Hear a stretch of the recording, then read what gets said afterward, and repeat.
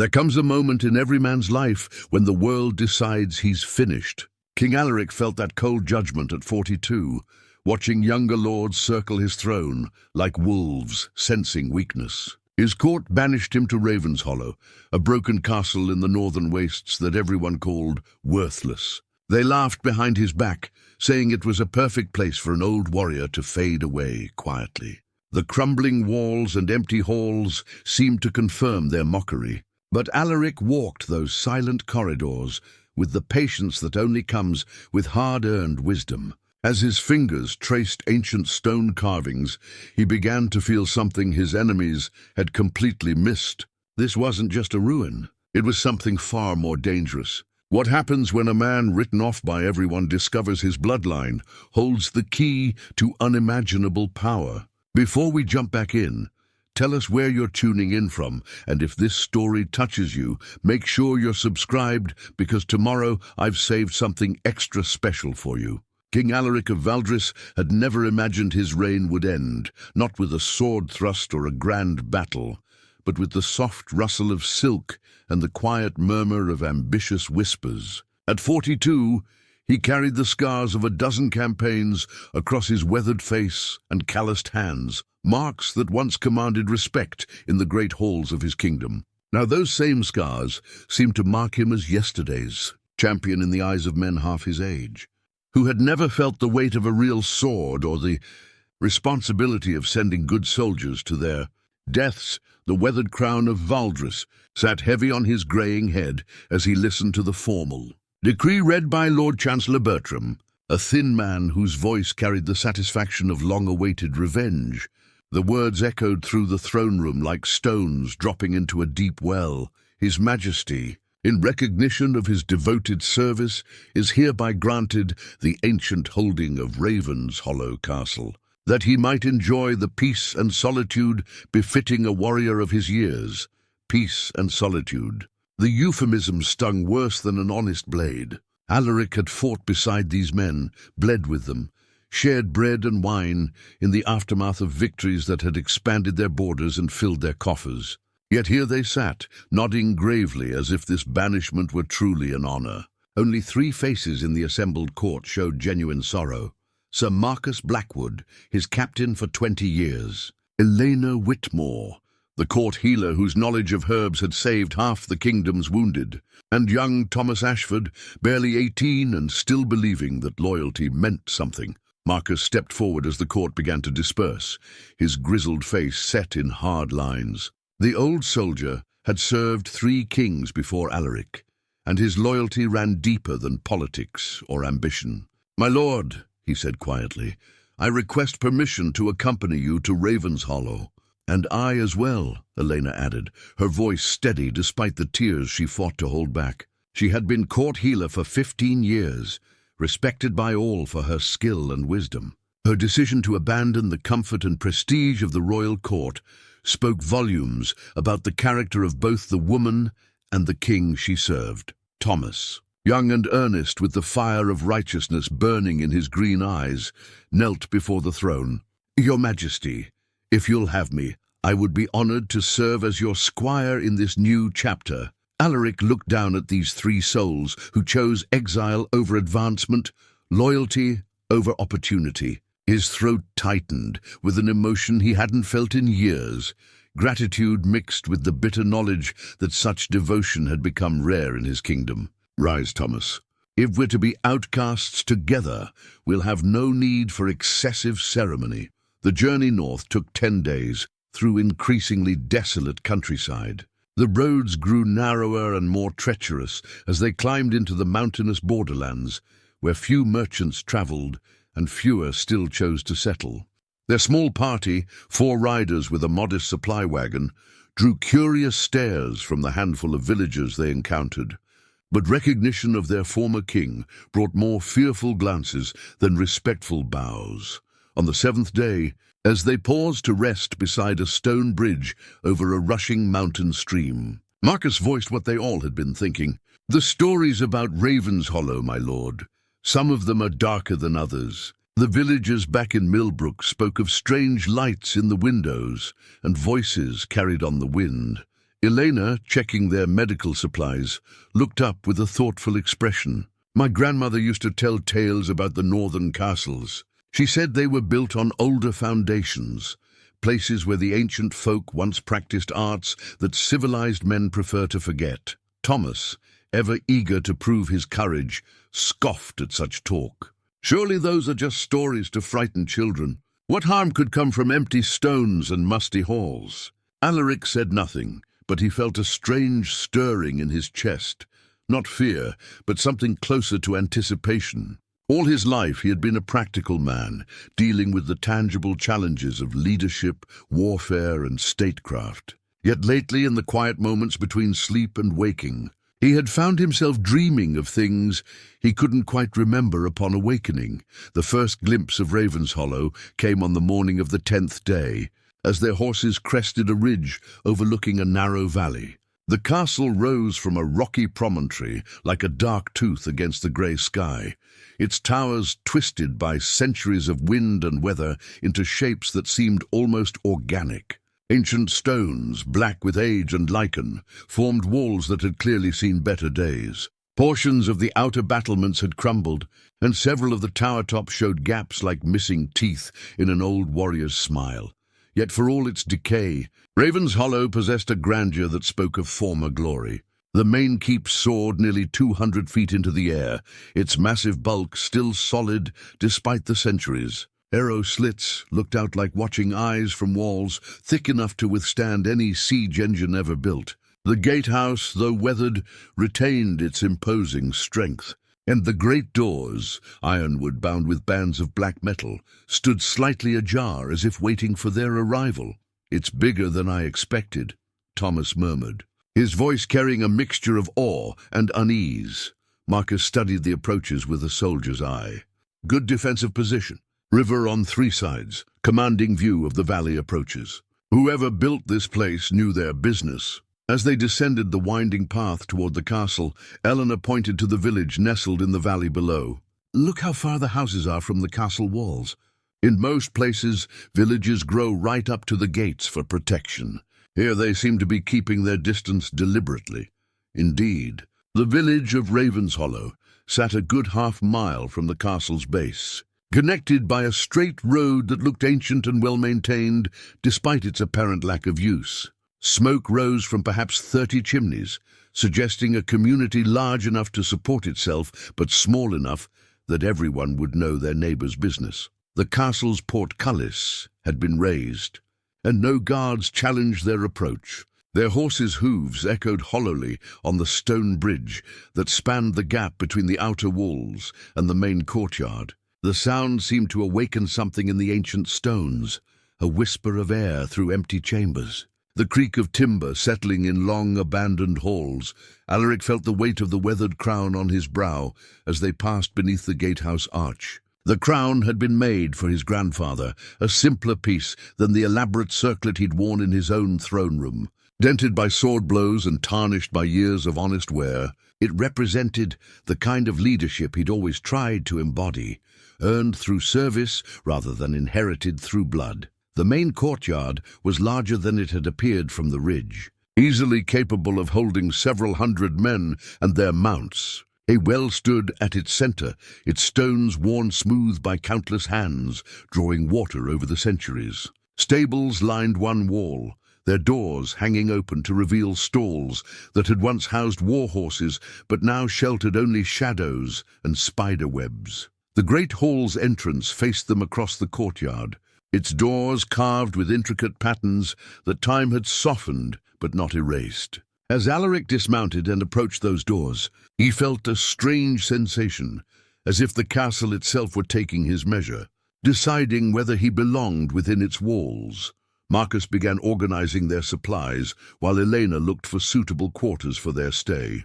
Thomas, ever curious, had already begun exploring the outer buildings, his voice echoing from within the stables as he called out discoveries of old saddles and rusted weapons left behind by previous occupants. But Alaric stood alone before the great hall's entrance, one hand resting on the iron latch that would open the door to whatever awaited them inside. The afternoon sun, filtered through the mountain air, cast long shadows across the courtyard, and for a moment he could almost imagine the space filled with knights and servants. Alive with the bustle of a functioning castle, the latch turned easily under his touch, and the great doors swung open with barely a creak, revealing a hall that took his breath away, despite its emptiness. Massive columns supported a vaulted ceiling that soared into shadows, while tall windows let in beams of golden light that illuminated dust motes dancing in the still air. At the far end, a raised dais held an empty throne, not the elaborate seat of a powerful lord, but something simpler and somehow more profound. This was home now, this place of ancient stones and forgotten glory. As King Alaric stepped across the threshold of Ravenshollow Castle, he carried with him the loyalty of 3 good souls and the weight of a crown that had been earned through years of service. What he couldn't have known was that the castle had been waiting for him, and that his bloodline carried keys to mysteries that would soon reshape everything he thought he knew about power, purpose, and the true meaning of kingship. The first night in Ravenshollow brought dreams that felt more real than waking. Alaric found himself walking through corridors he had never seen, yet somehow knew as intimately as his own heartbeat. In these dreams, the castle blazed with light and life. Torches burned in sconces along the walls. Tapestries hung rich and vibrant between the windows, and the sound of voices echoed through chambers now empty and silent. He walked past rooms filled with men in armor unlike any he had seen in his waking life, their mail gleaming silver bright, and their faces bearing the same weathered determination he recognized in his own mirror. They nodded to him as he passed, these dream warriors, as if acknowledging a kinship that transcended time itself. At their head walked a figure he almost recognized, tall and broad-shouldered, bearing a crown similar to his own, but somehow more complete. As if the weathered crown of Valdris were merely a fragment of something greater, the dream path led always downward, through passages that spiraled deep into the castle's foundation. With each step, the air grew thicker with an energy he couldn't name, and the stones themselves seemed to pulse with a rhythm that matched his own heartbeat. Voices whispered in a language he didn't recognize, but somehow understood. Speaking of duties and burdens, of guardianship and sacrifice, when he woke before dawn, the taste of ancient stone dust lingered on his tongue, and his hand ached as if he had been gripping something tightly through the long hours of sleep. The dream had been so vivid that for several moments he lay still, expecting to hear the voices and footsteps that had surrounded him in sleep. Instead, there was only the sound of wind moving through empty chambers and the distant call of ravens roosting in the tower eaves. Marcus had chosen quarters in the gatehouse, where his soldier's instincts told him he could best observe the approaches to the castle. Elena had claimed a chamber near what had once been the castle's infirmary, drawn by the southern exposure that would provide good light for her herbs and medicines. Thomas, with the enthusiasm of youth, had selected a small room high in the main tower, declaring that he wanted to see the sunrise over the mountains each morning. They gathered for breakfast in the great hall, where Elena had managed to prepare a simple meal over the huge fireplace. The flames cast dancing shadows on the walls, bringing temporary life to the carved figures that adorned the stone columns. As they ate bread and cheese washed down with ale from their supplies, Alaric found his eyes drawn repeatedly to those carvings. "The stonework is remarkable," Elena observed, following his gaze. "I've never seen patterns quite like these. They seem almost to tell a story, though I can't quite make out the meaning." Thomas, chewing thoughtfully on a piece of bread, pointed to a section of wall where the carvings seemed more elaborate. "Those figures there, they look like they're holding something. Weapons, perhaps? Or maybe ceremonial objects." Marcus, ever practical, was more concerned with immediate matters. "We should explore the castle systematically today, my lord. Get a proper sense of what's habitable and what needs repair.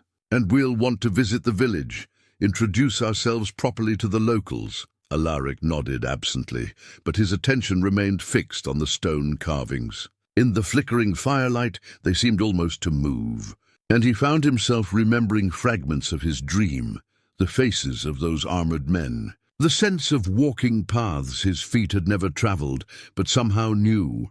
After breakfast, they began their exploration in earnest. The castle proved larger than it had appeared from outside, with 3 main towers connected by a complex network of halls, chambers, and passages. Much of it was in better condition than the crumbling outer wall suggested. The roof leaked in only a few places, the floors were solid, and most of the windows retained their shutters. It was Elena who first noticed the cold spots, places where the temperature dropped noticeably without any apparent cause. "Feel this," she said, leading them to a junction where 3 corridors met. "It's like walking into a winter morning, even though the stones here get just as much sunlight as anywhere else." Thomas, intrigued rather than disturbed, began mapping these cold spots as they explored. "There's a pattern to them," he reported after an hour of investigation. "They seem to form a rough circle around the center of the castle, almost like a boundary of some kind. The boundary led them eventually to a door they had not noticed before, though they had passed the spot several times during their initial exploration. It stood at the end of a short corridor that seemed somehow darker than the surrounding passages, though no shadow fell across it. The door itself was unremarkable, heavy oak bound with iron, similar to dozens of others throughout the castle, but something about it drew the eye and held it. "Strange," Marcus muttered, running his hand along the doorframe. "I could have sworn this corridor was solid wall when we came through here this morning." Alaric stepped forward and grasped the iron ring that served as a handle. The metal was warm to the touch, despite the chill in the air, and at his contact he felt a sudden jolt of recognition so strong it nearly staggered him. For a moment he stood frozen, one hand on the door handle. As images flashed through his mind, this same door opening at his touch, a stairway descending into warm red light, and the sound of his own voice speaking words in that strange yet familiar language from his dreams. "My lord." Elena's voice seemed to come from very far away. "Are you all right?" The door opened easily under his touch, revealing a spiral staircase that descended into the castle's depths. Unlike the rough stone steps they had encountered elsewhere, these were worn smooth by the passage of countless feet, and unlike the rest of the castle's lower levels, this stairway was not dark. A warm, reddish glow emanated from somewhere below, not the harsh light of torches, but something softer and more organic. "Should we fetch torches?"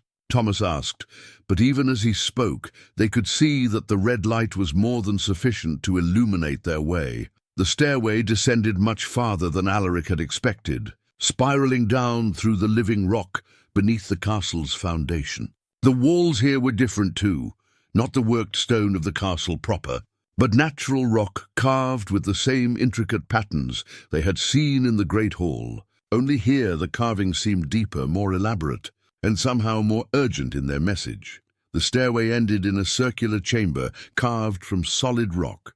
At its center stood a pedestal of black stone, and embedded in the pedestal's top was a gem the size of a man's fist. The bloodstone of Ravenshollow pulsed with inner light, its deep crimson surface seeming to contain swirling depths that drew the eye ever inward.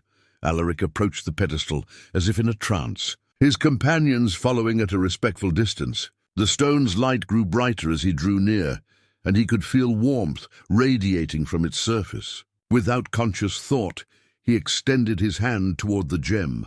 The moment his fingers made contact with the bloodstone, the chamber exploded with light and sensation. Visions crashed through his mind like storm waves. Battles fought in this very chamber, robed figures chanting in the strange language of his dreams, and always that sense of guardianship, of standing watch against something vast and patient and eternally hungry. He saw the castle as it had been in its glory days, when the Order of the Northern Watch had made it their stronghold. He saw his ancestors, for they were his ancestors. He knew that now with absolute certainty, taking their oaths before this very stone, binding themselves and their bloodlines to an eternal vigil. The stone showed him the enemy they had guarded against, a darkness that wore many faces but always hungered for the same thing. The corruption of power, the twisting of strength into dominion over others rather than service to them. It was a patient evil, one that could wait centuries for the right moment to strike, and it had been growing stronger during the long years when no guardian watched from Ravenshollow, but the visions showed him hope as well.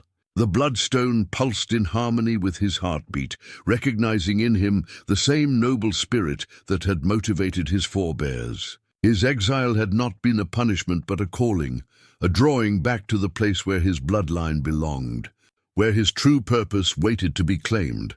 The light faded gradually, leaving them blinking in the chamber's returned gloom. But the red glow of the bloodstone continued, steady and warm, and Alaric could feel its presence in his mind like a gentle hand on his shoulder. Marcus and Eleanor stood watching him with expressions of wonder and concern, while Thomas stared openly at the miraculous gem. "By all the gods," Marcus breathed. "My lord, your eyes, they're glowing with the same light." Alaric looked down at his hands and saw that Marcus spoke truly. A faint red radiance emanated from his skin, and he could feel the castle around him with a new awareness, as if it had become an extension of his own body. He could sense the mice scurrying through the walls, the ravens settling on the battlements, even the nervous energy of his companions as they struggled to comprehend what they had witnessed. "The Order of the Northern Watch," he said, and his voice carried a resonance that had not been there before. "My ancestors were its guardians, and He paused, understanding flooding through him like sunrise after a long night. "I am the last." Elena stepped forward, her healer's instincts overcoming her awe. "How do you feel? Are you in pain?" "The light, is it hurting you?" "No," Alaric said, and smiled at the wonder in her voice. "I feel complete, as if I've been carrying a wound all my life without knowing it. And now it's finally healed." He looked around the chamber, seeing it now not as a mysterious cave, but as the heart of something noble and necessary. "This castle, this place, it's not just a fortress. It's a guardian post. And it's been waiting for me to come home." The bloodstone pulsed once more, brighter than before, and in that light, Alaric saw the faces of his companions transformed. Marcus, the loyal soldier, stood straighter, as if sensing a worthier cause to serve. Elena, the healer, smiled with the joy of one who recognizes a greater purpose for her skills. And Thomas, young and eager, fairly vibrated with excitement at being present for such a momentous discovery. As they made their way back up the spiral staircase, Alaric felt the castle settling around him like a familiar cloak. The cold spots Elena had noticed were warming. The shadows seemed less deep, and he could swear he heard the whisper of approval in the wind that moved through the corridors. Ravenshollow was waking up, responding to the presence of its rightful guardian after centuries of slumber. But even as he rejoiced in this newfound connection, Alaric felt a chill of premonition. The visions had shown him not just the glory of the Order, but its fall as well. Treachery from within, a guardian corrupted by the very darkness he was meant to oppose. If that betrayal could happen once, it could happen again. And somewhere beyond these ancient walls, patient and hungry, the enemy still waited for its chance to strike. The morning after his encounter with the Bloodstone brought no relief from the strangeness that had overtaken Alaric's world. If anything, the daylight only made the supernatural elements more unsettling, like finding wolf tracks in familiar woods. As he shaved before a polished metal mirror in his chamber, the red glow in his eyes persisted, faint but unmistakable. When he touched the stone walls, he could feel the ancient power humming through them like blood through veins. Marcus found him in the great hall, standing before the carved pillars with an expression of intense concentration. "My lord, you've been staring at those carvings for the better part of an hour. I can read them now," Alaric said quietly. "Not with my eyes. The language died out centuries ago. But I can feel their meaning." He traced one particularly elaborate carving with his finger. "This one speaks of the binding, the oath that tied the guardians to their duty. And this one," He moved to another section. This warns of the consequences of abandoning the watch. The rational part of his mind, the part that had spent 20 years dealing with the practical realities of kingship, rebelled against accepting such impossibilities. Men did not suddenly develop mystical abilities overnight. Ancient stones did not speak to their descendants across the centuries. Yet the evidence was undeniable, not just the glowing eyes and the strange warmth he felt from the bloodstone, but the way the castle itself seemed to respond to his presence. Elena arrived, carrying her morning tea and a leather satchel that he recognized as her collection of medical texts. "I spent most of the night reading," she announced, settling into one of the chairs they had arranged around the great fireplace. "My grandmother's journals mostly, the ones I thought were just family folklore until yesterday." She opened the satchel and withdrew a slim volume bound in faded green leather. "The Chronicle of Shadows," she said, offering it to Alaric. "Grandmother always claimed it had been in our family for generations, passed down through the women who married into houses that served the northern lords. I never paid it much attention, because half of it seemed to be written in some made-up language." Alaric took the book with hands that trembled slightly. The leather cover felt warm to his touch, and as he opened it to the first page, the strange script that had been meaningless symbols to Elena became as clear as his native tongue. "The Chronicle of House Ravenshollow," he read aloud, "being a true and faithful account of the Order of the Northern Watch and the sacred duty passed down through blood and oath. You can read it?" Elena's voice carried a mixture of excitement and unease. "Every word." Alaric settled into his chair and began to read, his voice taking on a formal cadence that seemed appropriate to the ancient text. "In the days when the kingdom was young and the northern marches were troubled by things that shunned the light, there arose a brotherhood of warriors dedicated to standing watch against the darkness. They built their stronghold upon the bones of an older place, where the earth itself remembered ancient conflicts between light and shadow." Thomas appeared in the doorway, drawn by the sound of reading. He approached quietly and seated himself on the floor near Alaric's chair, his young face rapt with attention as the story unfolded. The first guardian was Alaric the Steadfast, whose blood ran true with the light that opposes all darkness. To him and his descendants was given the charge of maintaining the vigil, of keeping the ancient seals strong, and of training warriors in the arts necessary to stand against those enemies that ordinary steel cannot touch. The chronicle went on to describe the golden age of the Order, when dozens of knights had made Ravenshollow their home, and the northern provinces had known peace for generations. But Alaric could sense darker passages ahead.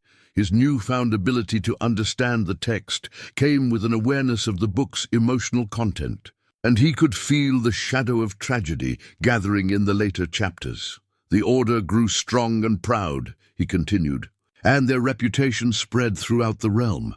Lords from distant provinces sent their sons to train in the northern castle, that they might learn the discipline and honor that marked the watch. For 3 centuries, the vigil was maintained and the darkness held at bay. Marcus, who had been listening from near the window, turned to face them. 3 centuries of peace. That would explain some of the stories I've heard about the northern provinces. Old soldiers sometimes spoke of a time when these lands were considered the safest in the kingdom." The chronicle's tone shifted as Alaric reached the 4th century of the Order's existence. The text became more formal, more careful in its language, as if the writer had been reluctant to record what came next. But pride, as it ever does, bred corruption.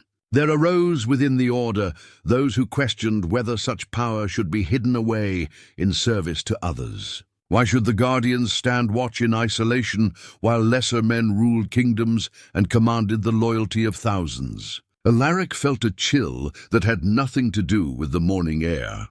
The words on the page seemed to pulse with a malevolent energy, and he could sense the bloodstone's response from far below in its hidden chamber.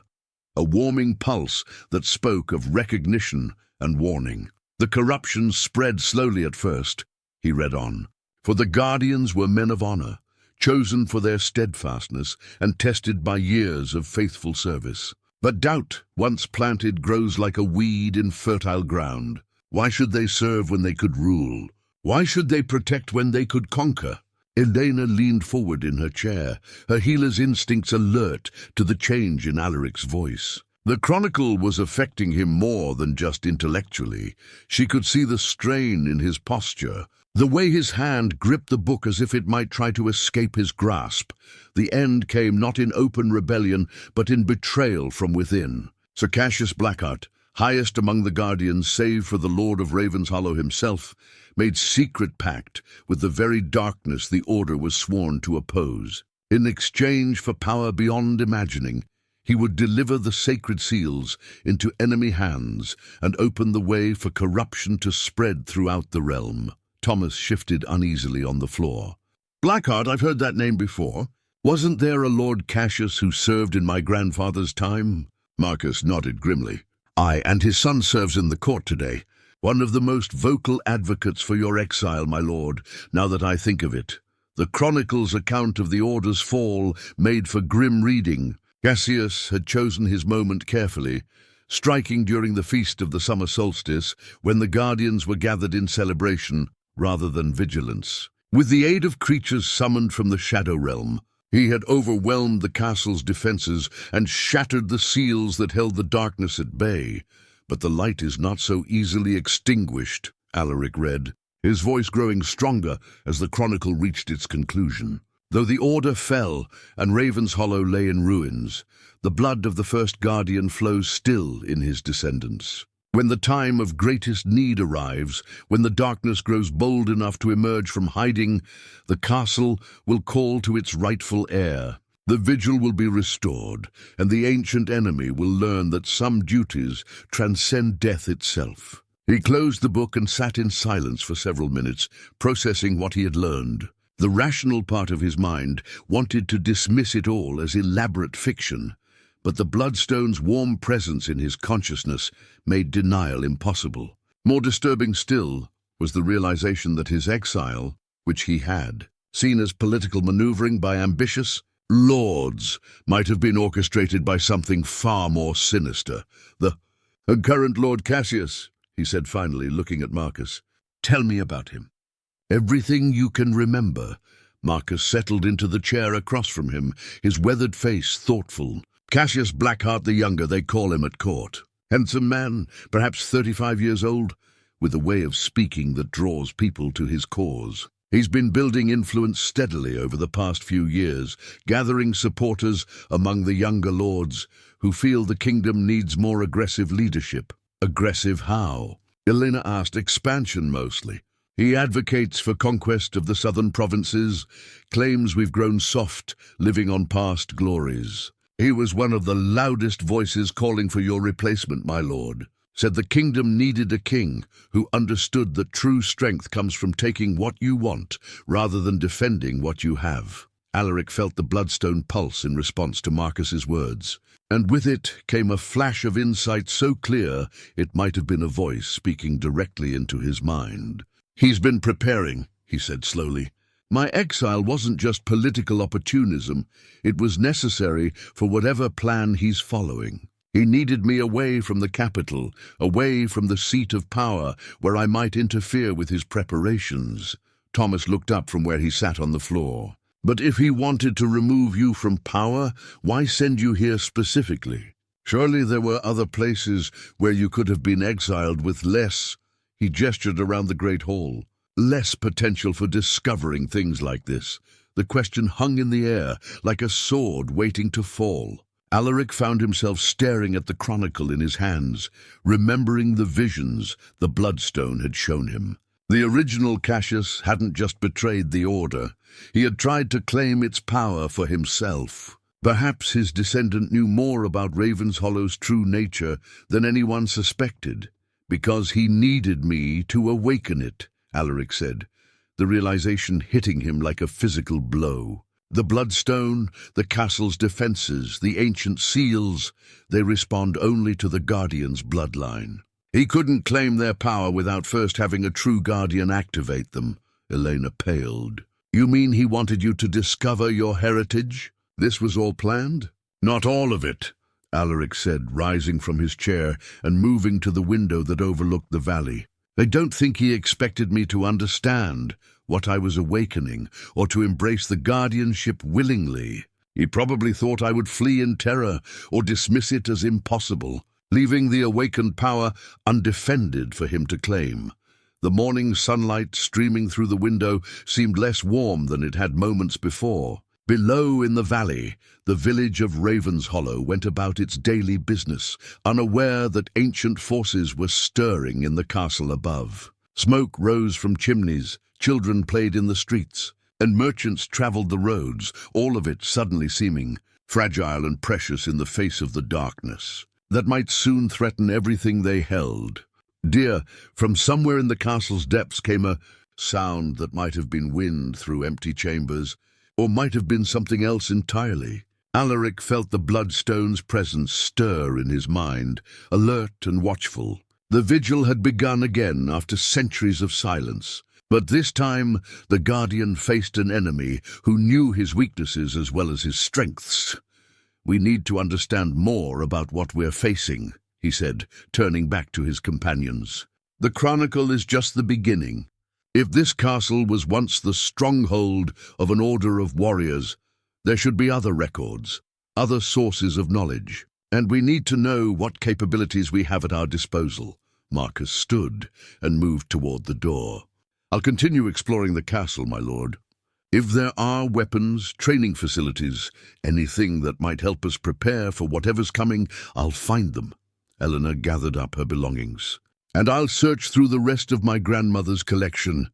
If she preserved the chronicle, there might be other documents that seemed like folklore, but are actually historical records. Thomas scrambled to his feet, eager to contribute. What about the village?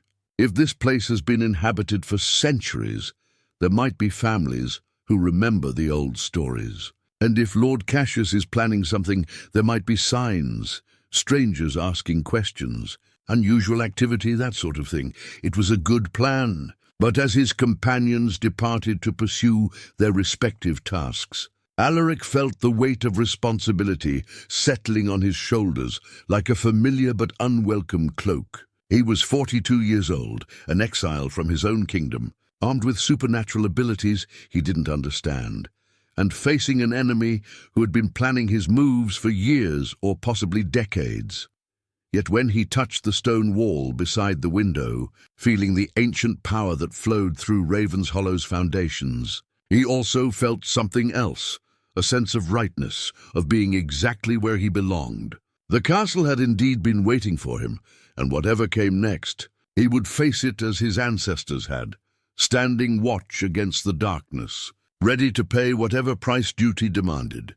3 days of intensive exploration revealed that Ravenshollow held secrets beyond even what the Chronicle had suggested. Marcus discovered an entire armory hidden behind a wall that had seemed solid until Alaric touched a particular stone carving. The weapons within were unlike anything the old soldier had seen, swords that hummed with barely contained energy, mail that felt lighter than silk, but turned the edge of the sharpest blade, and shields bearing the same protective runes that decorated the castle's walls. It was among these ancient weapons that the sentinel's blade revealed itself. Alaric had been examining a rack of swords, noting how each seemed crafted for a specific purpose, some for cutting through armor, others for fighting in close quarters, still others that seemed designed to channel the wielder's will rather than simply deliver physical blows. But when his hand approached one particular weapon, it practically leaped into his grasp.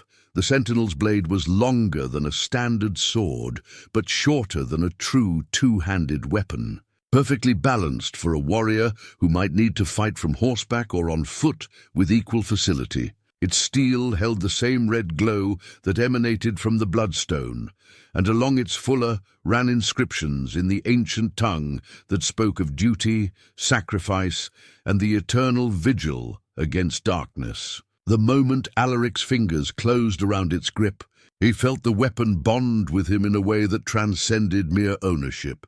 It became an extension of his will, As natural as his own arm. By the gods, Marcus breathed, watching as runes along the blade's edge blazed to life. I've heard stories of weapons that chose their wielders, but I never... The old soldier's words were cut short by a sound that echoed through the armory, a low, resonant hum that seemed to come from the very stones of the castle. The other weapons in the room responded to the sentinel's blade's awakening, their own enchantments stirring to life after centuries of dormancy. The air itself seemed to thicken with power, and Alaric felt the bloodstone's presence pulse stronger in his mind. "The castle recognizes its guardian," he said, understanding flooding through him like sunrise. "These weapons, this armor, they were made for the defenders of Ravenshollow. They've been waiting." Marcus reached for a sword that had begun to glow with soft blue light, but his hand passed through it as if it were made of mist. "It seems they're particular about who they accept," he said with a rueful smile. Alaric extended the sentinel's blade toward his old friend, and immediately the blue-glowing sword solidified under Marcus's touch. "The Guardian can share the blessing," Alaric realized. "These weapons will serve those who serve the Order."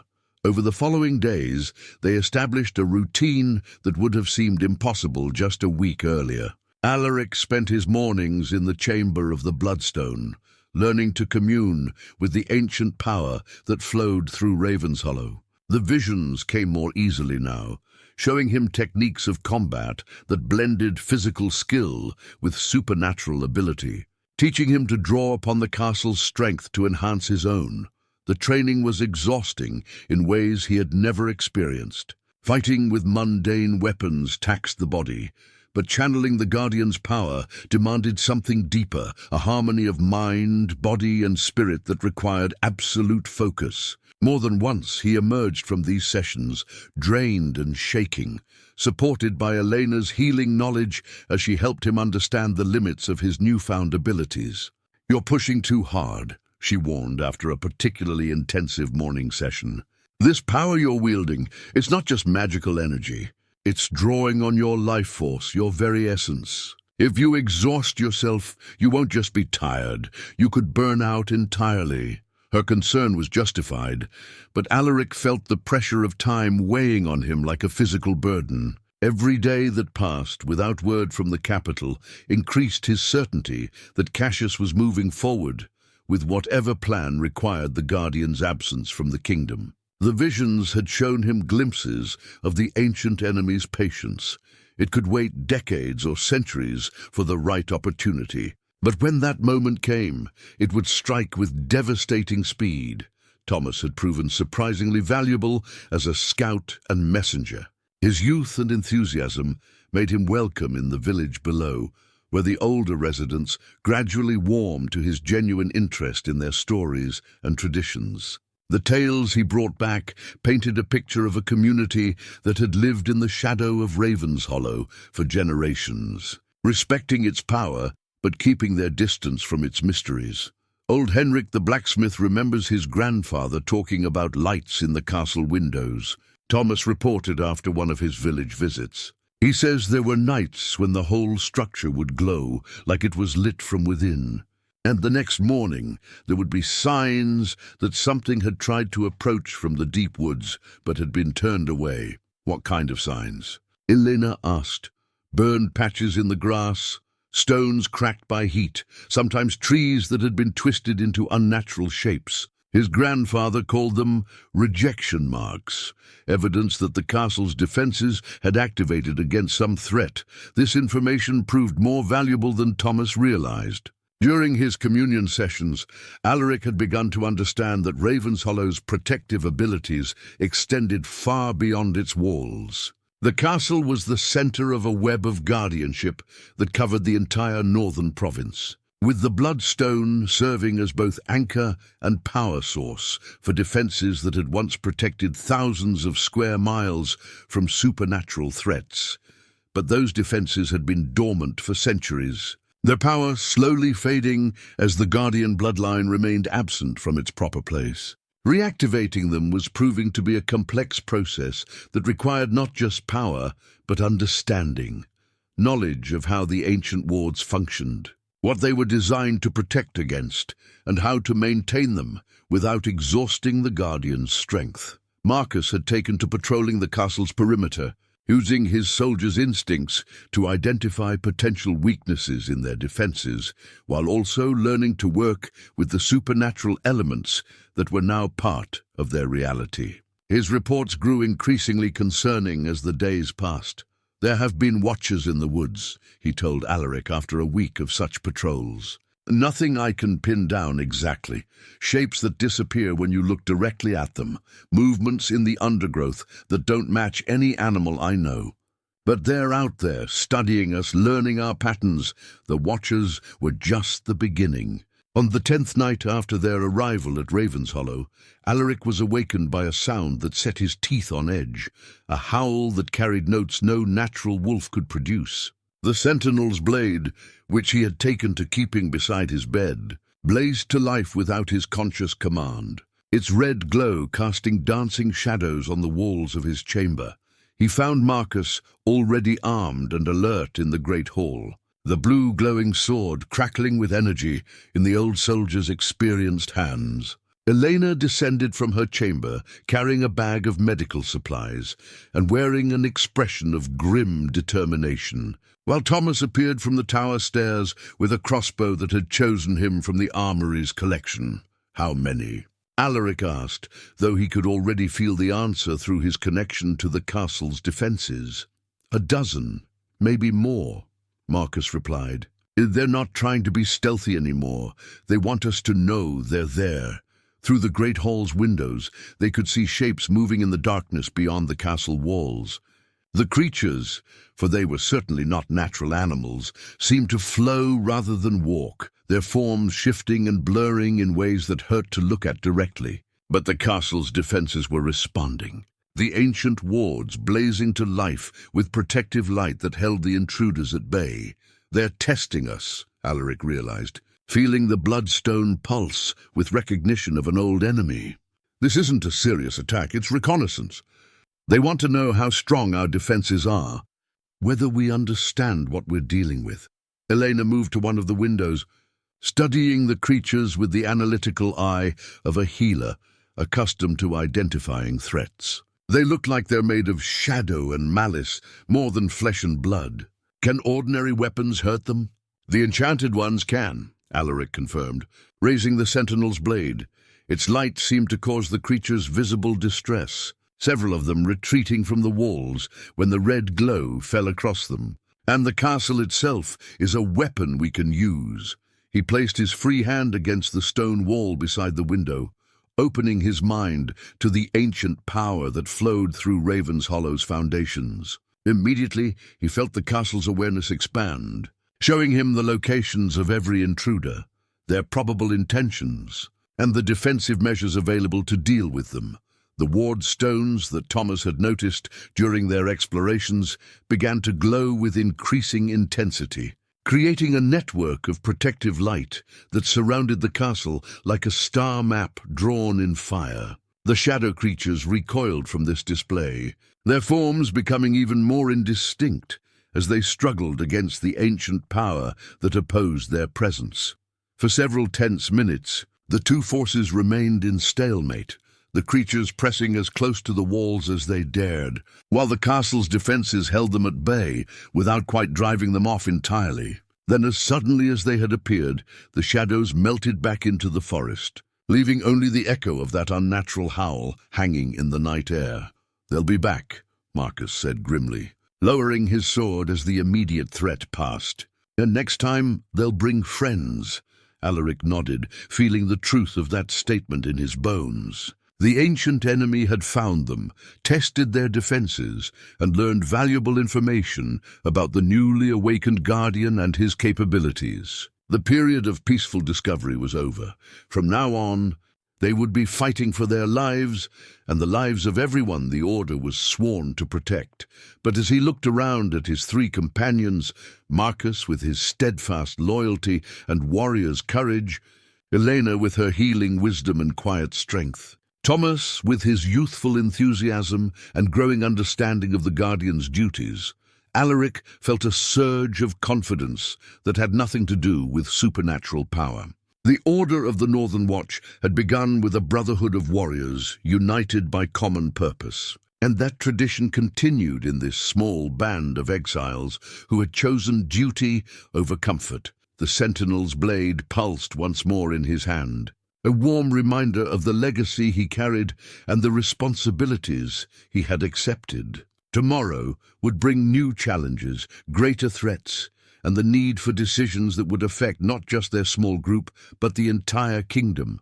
But tonight, the vigil was restored, the guardian stood watch, and the ancient enemy had learned that some things were worth defending against any odds.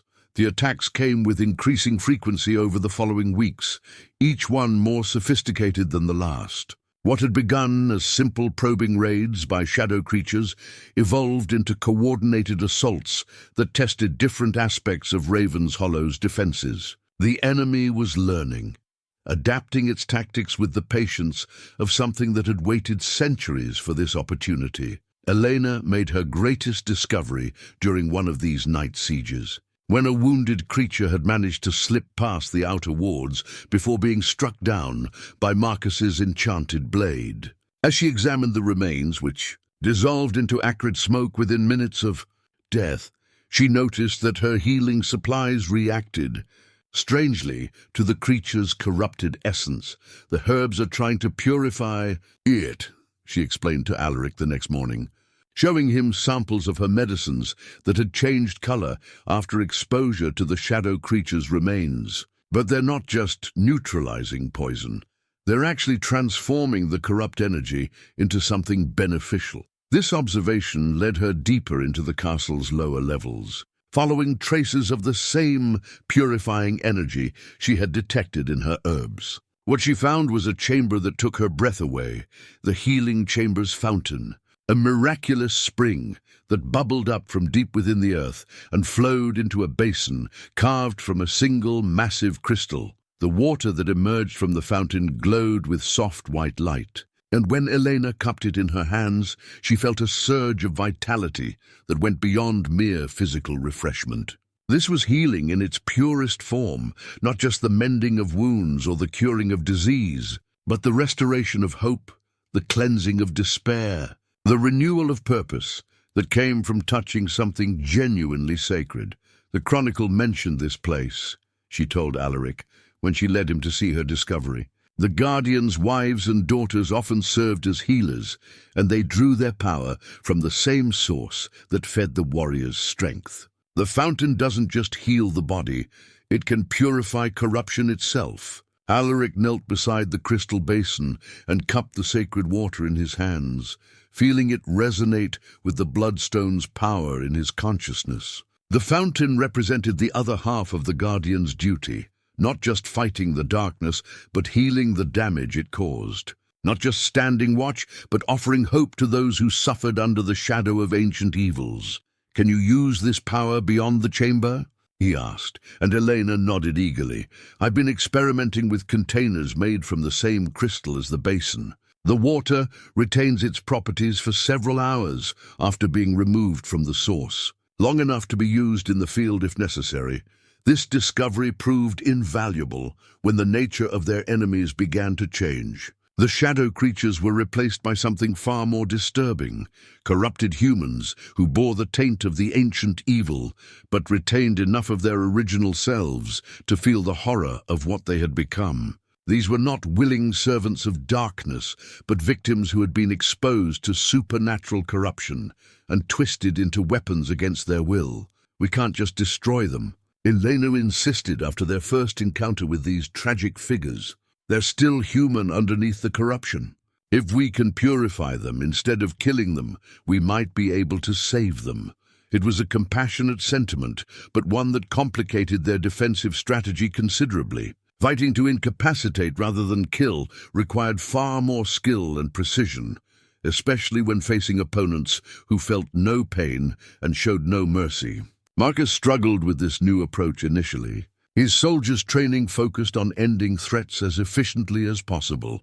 In battle, Hesitation gets you killed, he argued after a particularly difficult engagement where his attempt to wound, rather than slay, had nearly cost him his sword arm. These things may have been human once, but they're weapons now, weapons aimed at our hearts. And if we become the kind of people who can kill without question, Elena countered, then we've already lost something essential.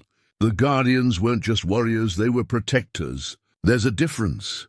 The debate was settled when they encountered their first success with the fountain's purifying power. A corrupted villager, a young woman who had vanished from the settlement 2 weeks earlier, was among a group of attackers that struck just before dawn.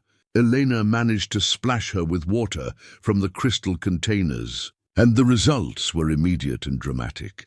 The shadow corruption burned away like mist before sunlight, leaving behind a terrified but human woman who collapsed in exhaustion and confusion. Through her testimony, they learned valuable information about their enemy's methods. The corruption was spread through contact with tainted artifacts, rings, amulets, and weapons that had been deliberately seeded throughout the province by agents working for someone she knew only as the Lord of Shadows. He's building an army, the rescued woman explained, through tears of relief and horror. Not just monsters, but people, our people. He promises power, wealth, revenge against old wrongs, anything that appeals to a person's darkest desires. And once you accept his gifts, once you put on his rings or take up his weapons, the corruption spreads through you like poison. This revelation forced them to expand their mission beyond simple defense of the castle. If Cassius, for Alaric was now certain that the Lord of Shadows could be no one else, was systematically corrupting the population of the northern provinces, then Ravenshollow's guardians had a responsibility to hunt down these tainted artifacts and purify as many victims as possible. The task seemed overwhelming at first. How could 4 people, no matter how well-armed or supernaturally empowered, hope to counter a corruption campaign that might have been in progress for years? But as they began to venture beyond the castle walls, using the fountain's water and their enchanted weapons to cleanse the taint wherever they found it, they discovered they were not as alone as they had believed. The village of Ravenshollow, which had maintained a respectful distance from the castle for generations, began to show signs of awakening loyalty. Families who had been touched by the Guardian's mercy, whose corrupted relatives had been saved rather than slain, started offering assistance in small but meaningful ways. Information about strangers who had passed through the area, supplies left anonymously at the castle gates, and most importantly, reports of locations where the corruption seemed strongest. Thomas proved invaluable in coordinating this informal network of supporters. His youth and obvious sincerity made him a natural messenger, and his growing understanding of the Guardian's mission allowed him to explain the situation in terms that ordinary people could comprehend and support. They're not just afraid of the corruption anymore, he reported after one of his visits to the village. They're angry about it. These are people who've lived here for generations, who've raised their children and buried their dead in this valley. The idea that outsiders are using dark magic to twist their neighbors into weapons, it's making them fighting mad. This grassroots resistance proved crucial when the nature of the attacks changed once again. Instead of direct assaults on the castle, the enemy began targeting the surrounding communities, forcing the Guardians to choose between maintaining their defensive positions and protecting innocent civilians. It was exactly the kind of tactical dilemma that Cassius would have anticipated and possibly orchestrated. During one particularly vicious raid on a farming village 5 miles from Ravenshollow, Alaric found himself leading a rescue mission that tested all of his newfound abilities. The corrupted attackers had taken hostages and were using them as human shields, making Elena's purification techniques nearly impossible to apply safely. The Sentinel's blade showed him a solution, not through force, but through the Guardian's connection to the ancient wards that protected the region. By channeling his power through the weapon and into the earth itself, He could create a localized purification field that would cleanse the corruption from multiple targets simultaneously. The technique was exhausting and required absolute precision. Too little power and the corruption would remain. Too much, and he risked harming the innocent people he was trying to save. But it worked, burning away the taint from nearly a dozen corrupted villages and allowing Marcus and Thomas to secure the area without having to shed innocent blood. As he knelt in the village square afterward, drained by the effort but surrounded by tearful families reuniting with their saved loved ones, Alaric felt a profound shift in his understanding of what it meant to be a guardian. The power was not an end in itself, it was a tool for service, a means of protecting not just life, but the bonds of community and hope that made life worth living. But even as he celebrated this victory, he could feel the bloodstone's warning pulse in his consciousness. The enemy had learned something valuable from this engagement, that the Guardian's compassion could be used as a weapon against him, that his unwillingness to accept casualties among the innocent could be exploited to force him into increasingly difficult tactical situations. The corruption was spreading faster now, and each success against it seemed to trigger a new and more sophisticated form of attack. Somewhere to the south, Cassius was watching, learning, preparing his next move in a game that had been centuries in the making. And time was running out for the small band of guardians who stood between the ancient evil and everything they held dear. The ward stones of the threshold had begun pulsing with increasing urgency, their ancient rhythms warning of a gathering storm that approached from multiple directions. Alaric could feel their distress through his connection to the castle's network of defenses, each stone singing a slightly different note of alarm that together formed a symphony of impending danger. These markers, scattered at precise intervals around Ravenshollow's territory, had once formed the outer ring of the Order's protective system, unlike the castle's immediate defenses, which responded to direct attacks. The ward stones monitored the spiritual health of the entire region, detecting corruption before it could take physical form, and alerting the Guardians to threats that might be days or weeks away from manifesting. That Thomas had developed an almost mystical connection to these ancient sentinels. During his scouting missions, where others saw only weather-worn granite pillars carved with faded runes, he perceived something closer to living entities, patient, watchful, and increasingly troubled by what they observed in the world beyond their protective circle. "This one's been screaming for 3 days," he reported, leading Alaric to a wardstone positioned on a hilltop overlooking the main road from the capital. The stone itself appeared unchanged to casual observation, but when Alaric placed his hand against its surface, he felt a jolt of psychic anguish that nearly drove him to his knees. Images flashed through his consciousness, armies marching under banners he didn't recognize, cities burning with unnatural fire and spreading across it all like a plague. The corruption he had come to recognize as the ancient enemy's signature. But these were not random visions of possible futures. They were glimpses of events already in motion, seen through the mystical perceptions of the Ward Stone network.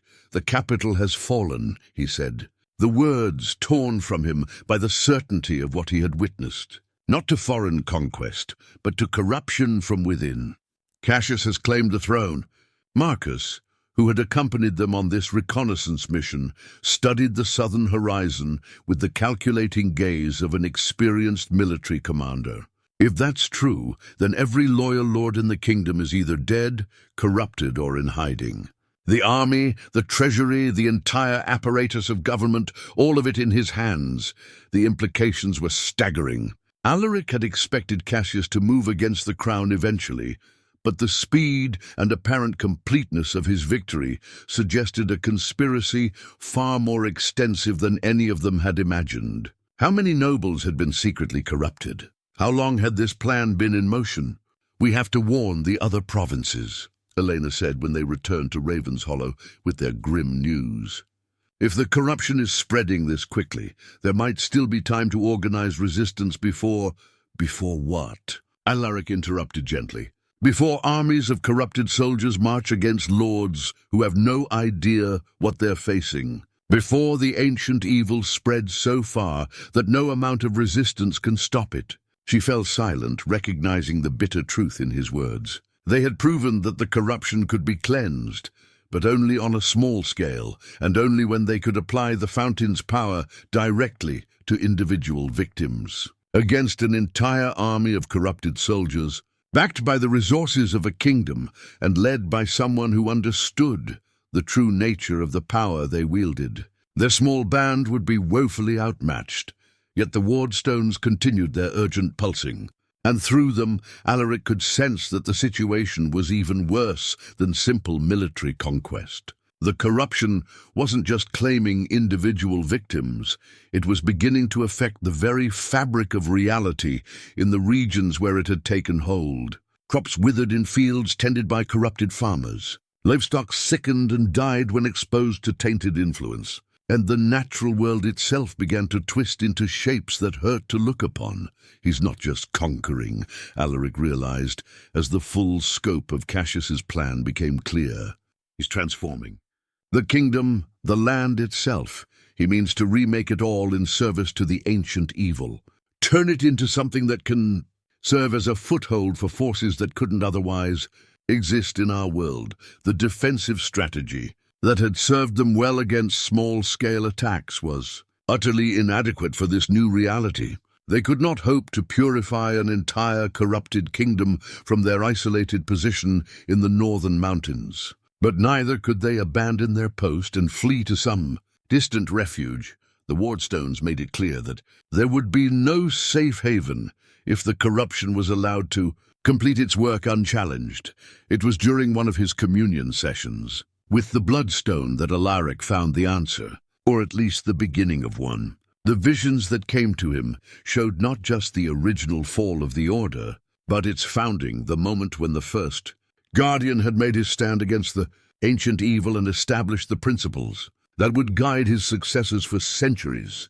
The key was not in the Guardian's individual power, impressive though it might be, but in his ability to awaken the same potential in others. The Order had been built not by one man with supernatural abilities, but by a brotherhood of individuals who shared a common purpose and drew strength from their unity. The Guardians had been teachers as much as warriors, spreading their knowledge and techniques to create a network of resistance that could not be destroyed by striking at any single point. "We need to rebuild the Order," he announced at their evening meal, his voice carrying a conviction that had been missing since they first learned of Cassius's triumph. "Not just the four of us, but a true brotherhood. Men and women throughout the northern provinces who understand what we're fighting and are willing to stand against it." Thomas looked up from his bowl of stew, eyes bright with sudden hope. "The villagers who've helped us, some of them might be willing to do more than just provide information and supplies. And the people we've saved from corruption," Elena added thoughtfully. "They've seen what the enemy can do, and they've experienced the power of purification firsthand. That gives them knowledge that could be invaluable." Marcus was more cautious, his military experience making him wary of untrained volunteers. "Willing hearts are good to have, my lord, but this enemy requires more than courage. The corrupted soldiers we'll be facing were trained fighters before they were twisted. Can we really expect farmers and merchants to stand against them?" It was a fair question, and one that Alaric had been wrestling with during his communion sessions. The answer came not from his own strategic thinking, but from the Bloodstone's ancient memories, images of the Order's training methods, techniques for awakening the guardian potential that existed in varying degrees within all human beings. "The power isn't limited to my bloodline," he explained, sharing what the visions had shown him. "The ability to channel the castle's defenses, to wield the enchanted weapons, to resist corruption. These are capabilities that can be developed through proper training and dedication. My bloodline provides a stronger connection, makes the learning easier, but it's not exclusive."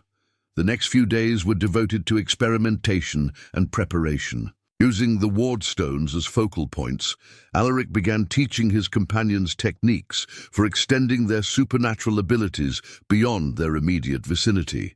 Marcus learned to share his sword's protective enchantment with allies who fought beside him, creating small groups of warriors who could stand effectively against corrupted opponents. Elena developed methods for preserving larger quantities of the fountain's water, allowing her to establish temporary purification sites at strategic locations throughout their territory. Thomas proved to have the greatest aptitude for the guardian techniques. His youth and lack of preconceived notions making him surprisingly receptive to abilities that would have seemed impossible to more experienced minds. Within a week, he could activate ward stones by touch, sense corruption at a distance of several miles, and even channel protective energy through his crossbow bolts to create ammunition that could disrupt the enemy's supernatural defenses.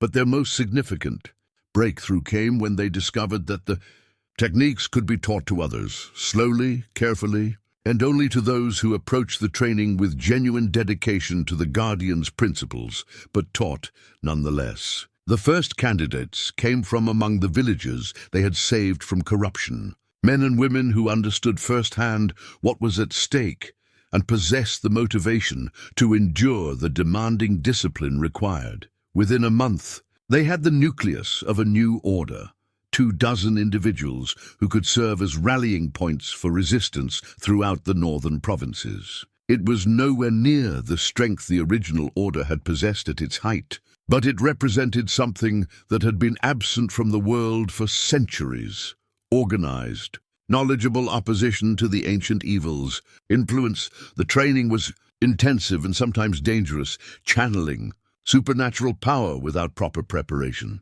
could burn out a student's life force entirely, and mistakes in purification techniques could result in the practitioner being corrupted rather than cleansing the intended target.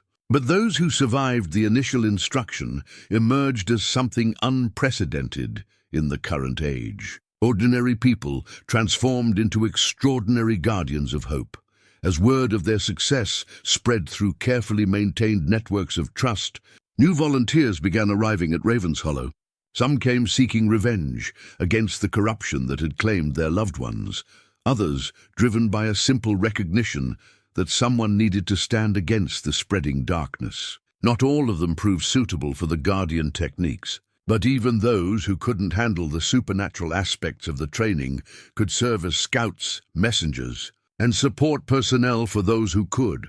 The castle itself seemed to approve of these developments. Chambers that had stood empty for centuries began showing signs of habitation.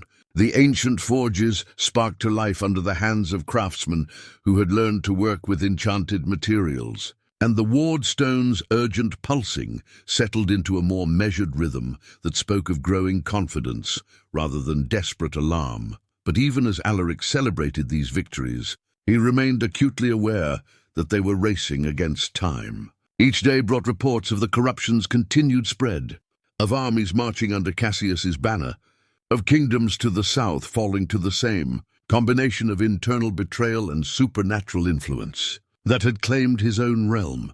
The ward stones showed him glimpses of what was coming, a final confrontation between the revived order and the ancient evil's greatest champion, a battle that would determine not just the fate of the northern provinces, but the future of the world itself. And at the heart of that approaching storm was Cassius Blackheart, descendant of traitors, wielder of corrupted power, and the man who had orchestrated Alaric's exile to this very place.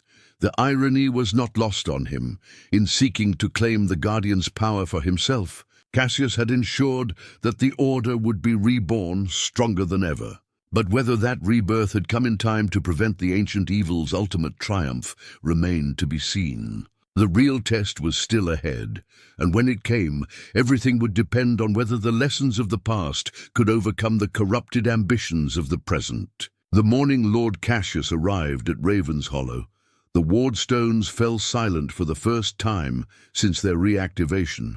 Not the urgent pulsing of danger, not the steady rhythm of watchful protection, but complete and utter silence, as if the ancient sentinels had suddenly lost the ability to perceive the world beyond their stone forms. The absence of their familiar presence left Alaric feeling deaf and blind, cut off from the network of awareness that had become as natural as his own heartbeat. "Something's wrong," Thomas reported from his position in the tower, his young voice tight with unease. "I can't sense the outer stones at all. It's like they've been—" He paused, searching for words to describe what he was experiencing.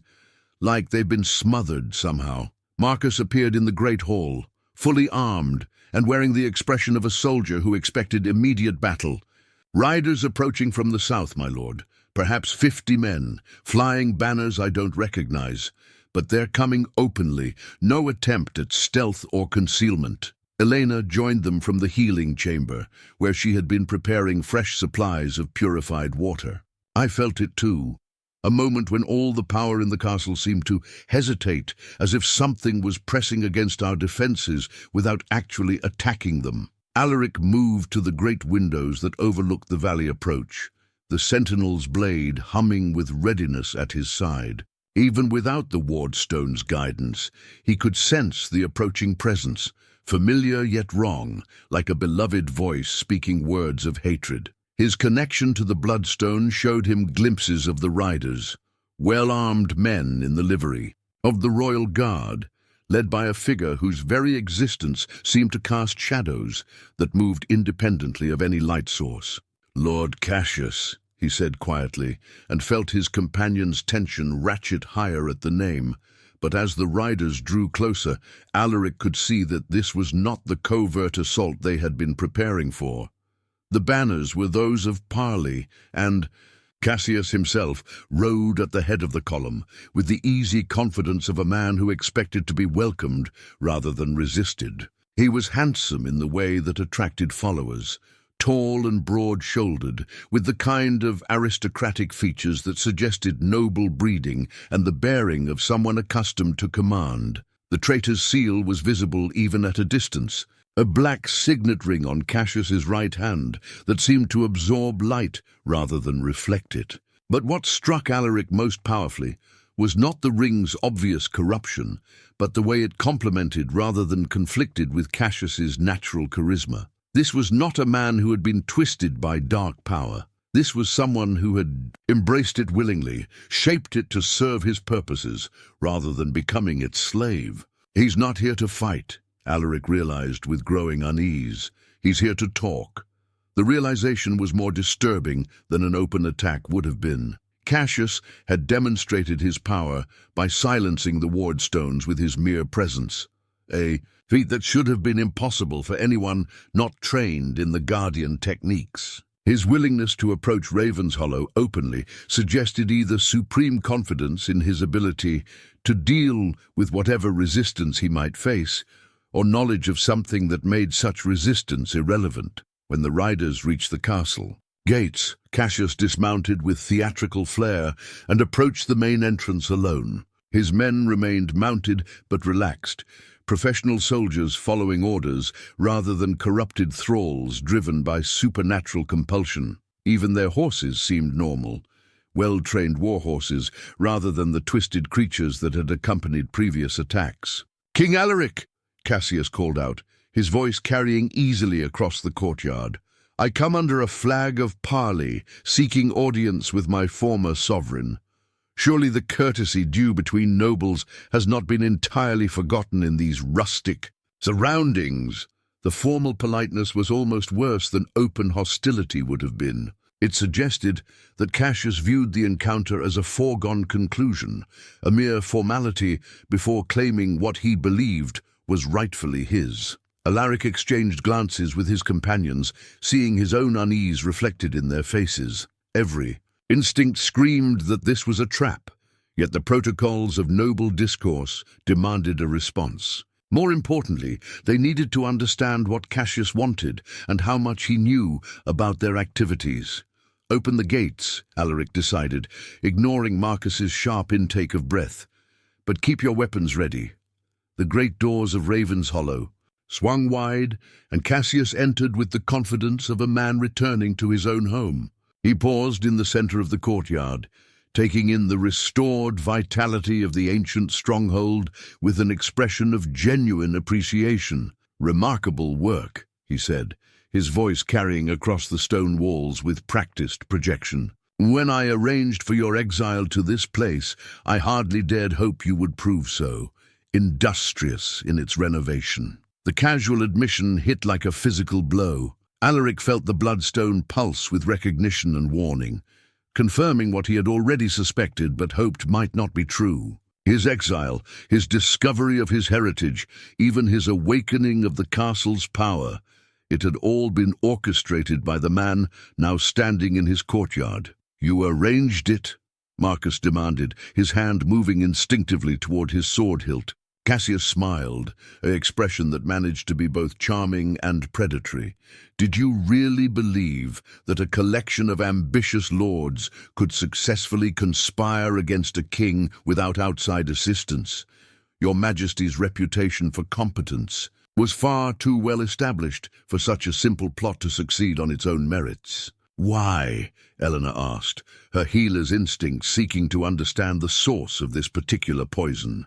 "Because the Guardian's power cannot be claimed by force," Cassius explained, as if lecturing students in a classroom. "It must be freely given, or inherited through blood, or—" his smile widened. His smile. "Awakened by a rightful heir, and then transferred to one more worthy of wielding it." Thomas stepped forward, his youth making him less cautious than his elders. "You mean to steal it? The power of the Order belongs to those who serve the light." "Not the light?" Cassius laughed, a sound like silver bells ringing over a battlefield. "Young man, I have served the light faithfully for more years than you have been alive. I have studied the ancient texts, mastered the Guardian techniques, and prepared myself to bear burdens that your naive king cannot begin to comprehend." He gestured around the courtyard, taking in the restored walls and the subtle glow that emanated from the awakened defenses. "Look around you. See how the power responds to my presence." The ward stones fell silent, not because I attacked them, but because they recognized the approach of their true master. The claim was outrageous, yet Alaric could not deny the evidence of his own senses. The castle's defenses had not reacted to Cassius as they did to other threats. The bloodstone remained calm in his consciousness, watchful but not alarmed. Even the sentinel's blade, while ready for combat, was not blazing with the aggressive light that usually accompanied encounters with corrupted enemies. "You're not corrupted," Alaric said slowly, the realization dawning on him like a cold sunrise.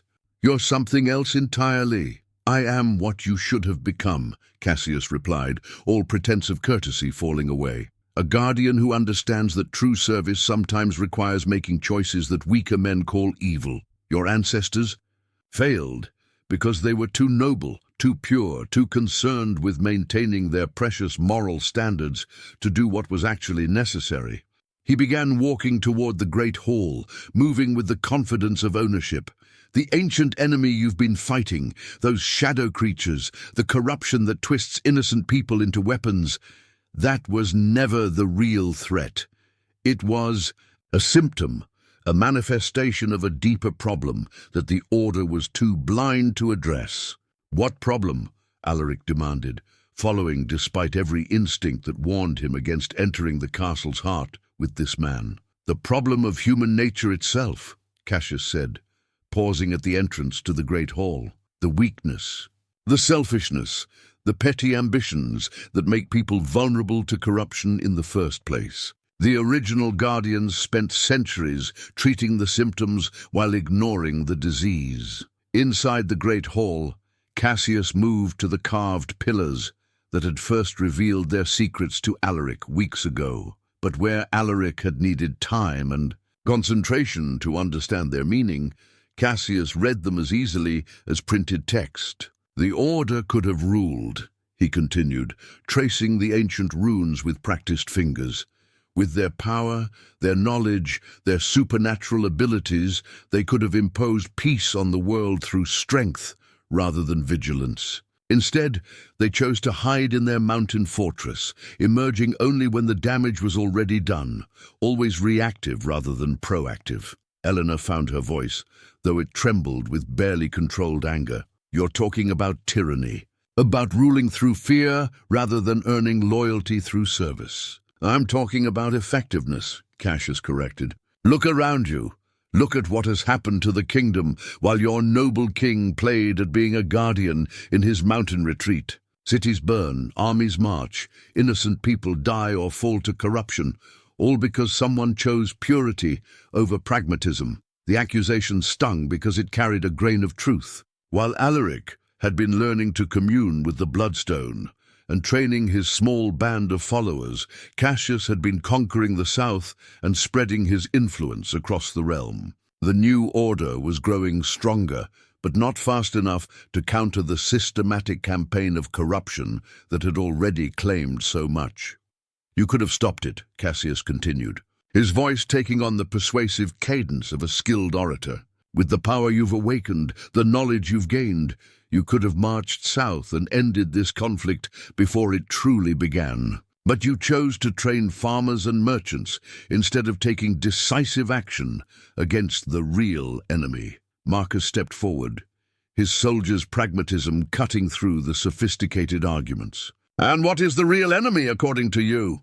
Cassius turned to face them fully, and for the first time since entering the castle, he allowed them to see past his carefully maintained facade. The traitor's seal on his finger blazed with dark light, but it was not the chaotic corruption they had encountered before. This was darkness harnessed, controlled, shaped into a tool of precision rather than destruction. "The real enemy," he said, "is the part of human nature that makes corruption possible in the first place. The greed, the hatred, the fear that allows darkness to take root in mortal hearts. And the only way to defeat that enemy is to eliminate the conditions that nurture it. By ruling through fear," Alaric said, understanding flooding through him like ice water. "By creating a world where people are too terrified to give in to their darker impulses. By creating a world where such impulses are irrelevant," Cassius corrected. "Where order is maintained not through the threat of punishment, but through the simple impossibility of chaos. Where every person knows their place, serves their purpose, and finds contentment in certainty rather than struggling against the natural order of things." The vision was seductive in its completeness, terrifying in its implications. Cassius was not offering conquest in the traditional sense, but transformation, a fundamental remaking of human society that would eliminate the flaws that made corruption possible. By eliminating freedom itself, the corruption spreads because people choose to accept it, Cassius explained. "Remove the choice and you remove the vulnerability. Give them a ruler strong enough to make all decisions for them, and they will never again have to face the terrible burden of choosing between light and darkness, because they'll have no choice at all," Elena said, her voice hollow with understanding. "Exactly." Cassius smiled, and in that expression Alaric saw the true depth of the betrayal. This was not a man corrupted by evil power. This was someone who had looked at the world suffering and decided that the solution was to eliminate the thing that made people human. "The castle recognizes my right," Cassius continued, moving toward the stairs that led down to the Bloodstone's chamber. "The power responds to my call because I understand what the original guardians never could, that true protection sometimes requires making choices that feel like betrayal." As he descended the spiral staircase, Alaric felt the Bloodstone's presence stir in his consciousness. Not with alarm, but with something far more disturbing, a sense of recognition, of acknowledgement. The ancient power was indeed responding to Cassius, seeing in him not a corrupter, but a guardian willing to bear burdens that others found unacceptable. "He's right about one thing," Alaric said quietly to his companions. "The power does recognize him. His bloodline carries the same heritage as mine. He's descended from the Guardians as surely as I am." "But from which Guardian?" Marcus asked grimly. "The one who stood faithful to the end, or the one who decided that corruption was preferable to continued failure?" The question echoed in the ancient halls as they followed Cassius down into the heart of Ravenshollow, where the Bloodstone waited to judge between two heirs with radically different visions of what it meant to serve the greater good. The chamber of the Bloodstone had never felt so small as it did with Cassius standing before the ancient pedestal. The crimson gem pulsed with increasing intensity, its light painting the carved walls with shifting patterns that seemed to tell stories of guardians past, some faithful to their oaths, others who had walked darker paths in pursuit of what they believed to be greater goods.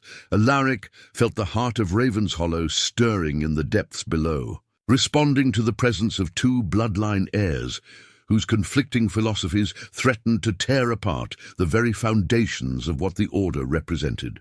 The castle's core power source had remained dormant during his time here, awakening only in moments of extreme need. Now it pulsed with growing energy, as if preparing for a choice that would reshape everything.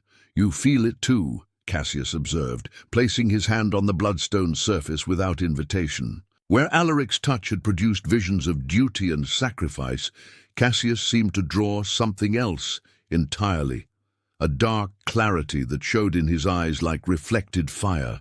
The heart knows that the time for half measures has passed. One vision will prevail, and the other will be consigned to history's dustbin. The Bloodstone's response to Cassius was unlike anything Alaric had witnessed. The gem didn't reject him as it had the corrupted creatures, nor did it embrace him as it had Alaric himself. Instead, it seemed to be weighing him, testing not his worthiness, but his commitment to the path he had chosen. The original Cassius stood in this very chamber, the modern usurper continued, his voice taking on the cadence of someone recounting sacred history. "My ancestor saw what yours refused to acknowledge, that the Order's noble intentions were meaningless without the will to enforce them. He offered partnership, a joining of their bloodlines and philosophies that could have united the Guardian tradition under stronger leadership. And when that offer was refused?" Elena asked, though her healer's knowledge of human nature had already suggested the answer. "Then he did what was necessary to prevent the Order from continuing down a path that led only to eventual failure." Cassius turned to face them, the Bloodstone's light casting his features in sharp relief. He chose pragmatic effectiveness over noble sentiment, and history has proven him correct. Marcus stepped forward, his soldier's instincts finally reaching their breaking point. "History shows that his betrayal led to the Order's destruction and centuries of unchecked corruption spreading across the realm. How exactly does that prove anything except the consequences of treachery?" The accusation hung in the chamber's charged air like a blade waiting to fall. Cassius regarded Marcus with the patient expression of a teacher correcting a particularly slow student. The corruption spread because there was no one strong enough to contain it, he replied calmly.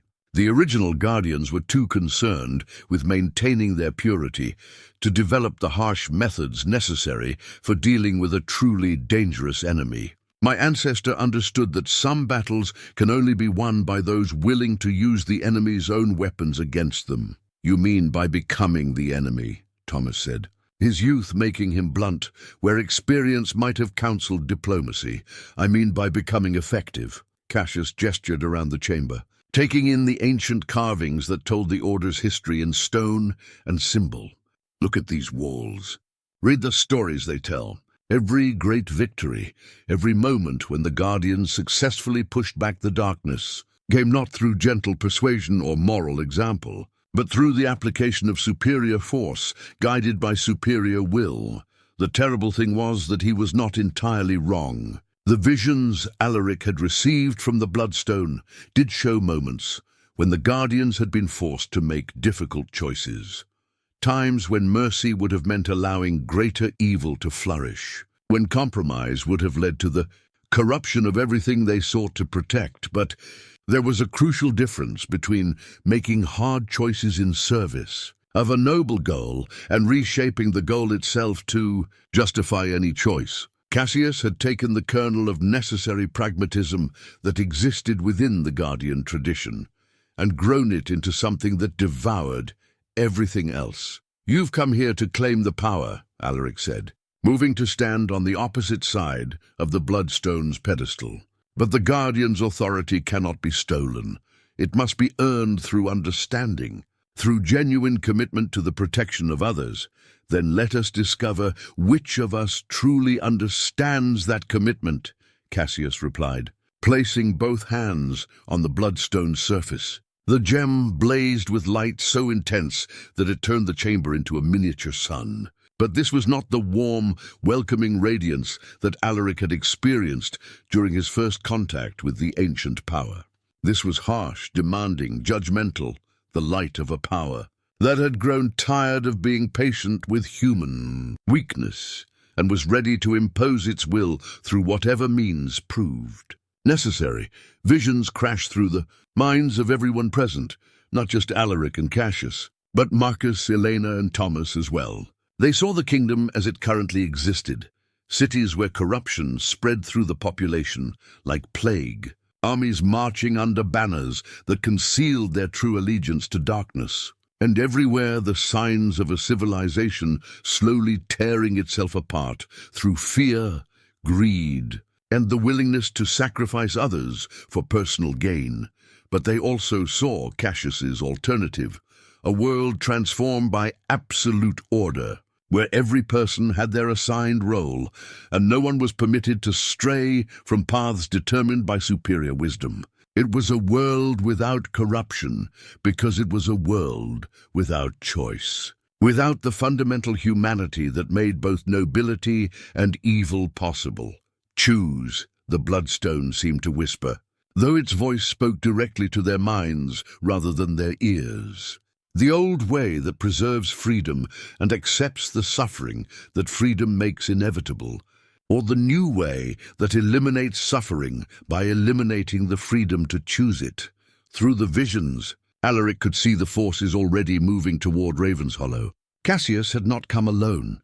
His 50 guards were merely the visible component of a much larger army that was even now taking positions throughout the valley. But more disturbing than the physical threat was the realization that many of these soldiers were not corrupted victims, but willing converts to Cassius's vision. They had chosen to serve him not because they were twisted by supernatural influence, but because they genuinely believed that his way offered hope for a better world. These were men who had seen too much of war's brutality, too much of humanity's capacity for cruelty and selfishness, and had concluded that the only solution was to remove the choice to be cruel or selfish. "You cannot win through force alone," Cassius said, his voice cutting through the visions like a sword through silk. "Even if you managed to defeat my army, even if you killed me here in this chamber, the ideas I represent would not die with me. Too many people have seen the alternative I offer, and too many have found it preferable to the chaos that freedom brings." The heart of Ravenshollow pulsed beneath them, its rhythm matching the Bloodstone's increasingly frantic light. Alaric could feel the ancient power preparing to make a choice between the two visions presented to it, not based on abstract moral principles, but on practical effectiveness in achieving the Guardian's ultimate goal of protecting the innocent. And the terrible truth was that Cassius's way would be more effective, at least in the short term. A world ruled by absolute authority would have less corruption, less violence, less suffering of the kind that came from people making selfish or foolish choices. It would also have less joy, less love, less of the magnificent unpredictability that made human life worth protecting. But the ancient power was not designed to weigh such subtleties. "There is another choice," Elena said suddenly, her healer's wisdom cutting through the polarized visions that dominated the chamber. The same choice that healers face every day, to trust in the patient's capacity for recovery, even when the evidence suggests that amputation might be more efficient. She moved to stand beside Alaric, her hand joining his on the Bloodstone's surface. "The corruption spreads because people lose hope, because they stop believing that their choices matter. The answer isn't to take those choices away. It's to give people reasons to choose hope over despair." Marcus joined them, adding his scarred soldiers' hands to theirs. I've seen men face impossible odds and win through nothing but stubborn refusal to accept defeat. The human spirit is stronger than Lord Cassius gives it credit for. Thomas completed their circle, his young voice steady with conviction. And if we're wrong, if people really are too weak to choose light over darkness, then at least we'll have failed while trying to believe in something worth saving. The Bloodstone's light began to change, shifting from the harsh white glare of absolute judgment to something warmer, more complex. The heart of Ravenshollow responded with a pulse that shook the entire castle, not with the rhythm of choice between alternatives, but with the deeper drumbeat of reaffirmation, the ancient power remembering why it had been created in the first place. Cassius stepped back from the pedestal, his face twisted with an expression that mixed disappointment with genuine sorrow. Then you have chosen the path that leads to inevitable failure. When your idealism crashes against reality, when your precious freedom produces nothing but suffering and chaos, remember that I offered you a better way. He moved toward the chamber's exit, then paused to look back at the four figures standing united around the Bloodstone.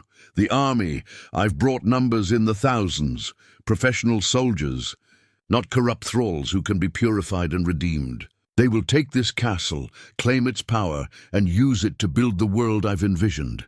Your noble sacrifice will be remembered, but it will not change the outcome. We'll see about that, Alaric replied, feeling the sentinel's blade pulse with renewed energy at his side. Around him, his companions straightened with the resolve that came from choosing a difficult path with full knowledge of its consequences. As Cassius disappeared up the spiral staircase, the chamber fell silent, except for the steady pulse of the heart of Ravenshollow and the gentler rhythm of the Bloodstone. The ancient powers had made their choice, reaffirming their original purpose, despite the practical attractions of Cassius's alternative. Now it remained to be seen whether that choice could survive the test of battle against overwhelming odds. The siege of Ravenshollow was about to begin, and with it would come the final test of whether the Guardian tradition could adapt to face a new kind of enemy, one that wore the face of reasonable authority while harboring the soul of absolute tyranny. The banner of the Northern Watch unfurled itself from Ravenshollow's highest tower as the first arrows began to fall, its ancient fabric catching the morning wind with a sound like distant thunder. The banner bore the device of the original order, a silver tree against a field of midnight blue, its roots extending deep, while its branches reached toward stars that never faded. For centuries it had remained folded in darkness, waiting for the moment when guardians would once again stand watch from these walls. Alaric felt the banner's awakening through his connection to the castle's heart, a surge of recognition and renewed purpose that flowed through every stone of Ravenshollow's ancient walls. The fortress had been built for moments like this, not merely to shelter its defenders, but to serve as a beacon of hope for all who looked upon it and remembered that some things were worth defending against any odds. Cassius's army spread across the valley like a dark tide, their professional discipline evident in the precise formations and coordinated movements. These were not the ravening hordes of corrupted thralls that the Guardians had faced in previous encounters, but trained soldiers who had chosen their allegiance through reason rather than compulsion. In some ways, that made them a more dangerous enemy. They could not be purified or redeemed, only defeated or convinced to abandon their cause. 3,000 at least, Marcus reported from the battlements, his experienced eye taking in the enemy dispositions with grim efficiency. Cavalry on the flanks, siege engines being assembled in the rear, and what looks like a company of engineers examining the walls for weak points. The siege preparations were thorough and methodical, bearing all the hallmarks of Cassius's strategic genius. He had studied Ravenshollow's defenses as carefully as he had studied its history, and his approach showed a deep understanding of both the castle's physical vulnerabilities and the psychological pressures that could be brought to bear on its defenders. Elena had transformed the Great Hall into a field hospital, using her knowledge of the healing chamber's properties to create treatment stations where wounded defenders could be quickly restored to fighting condition.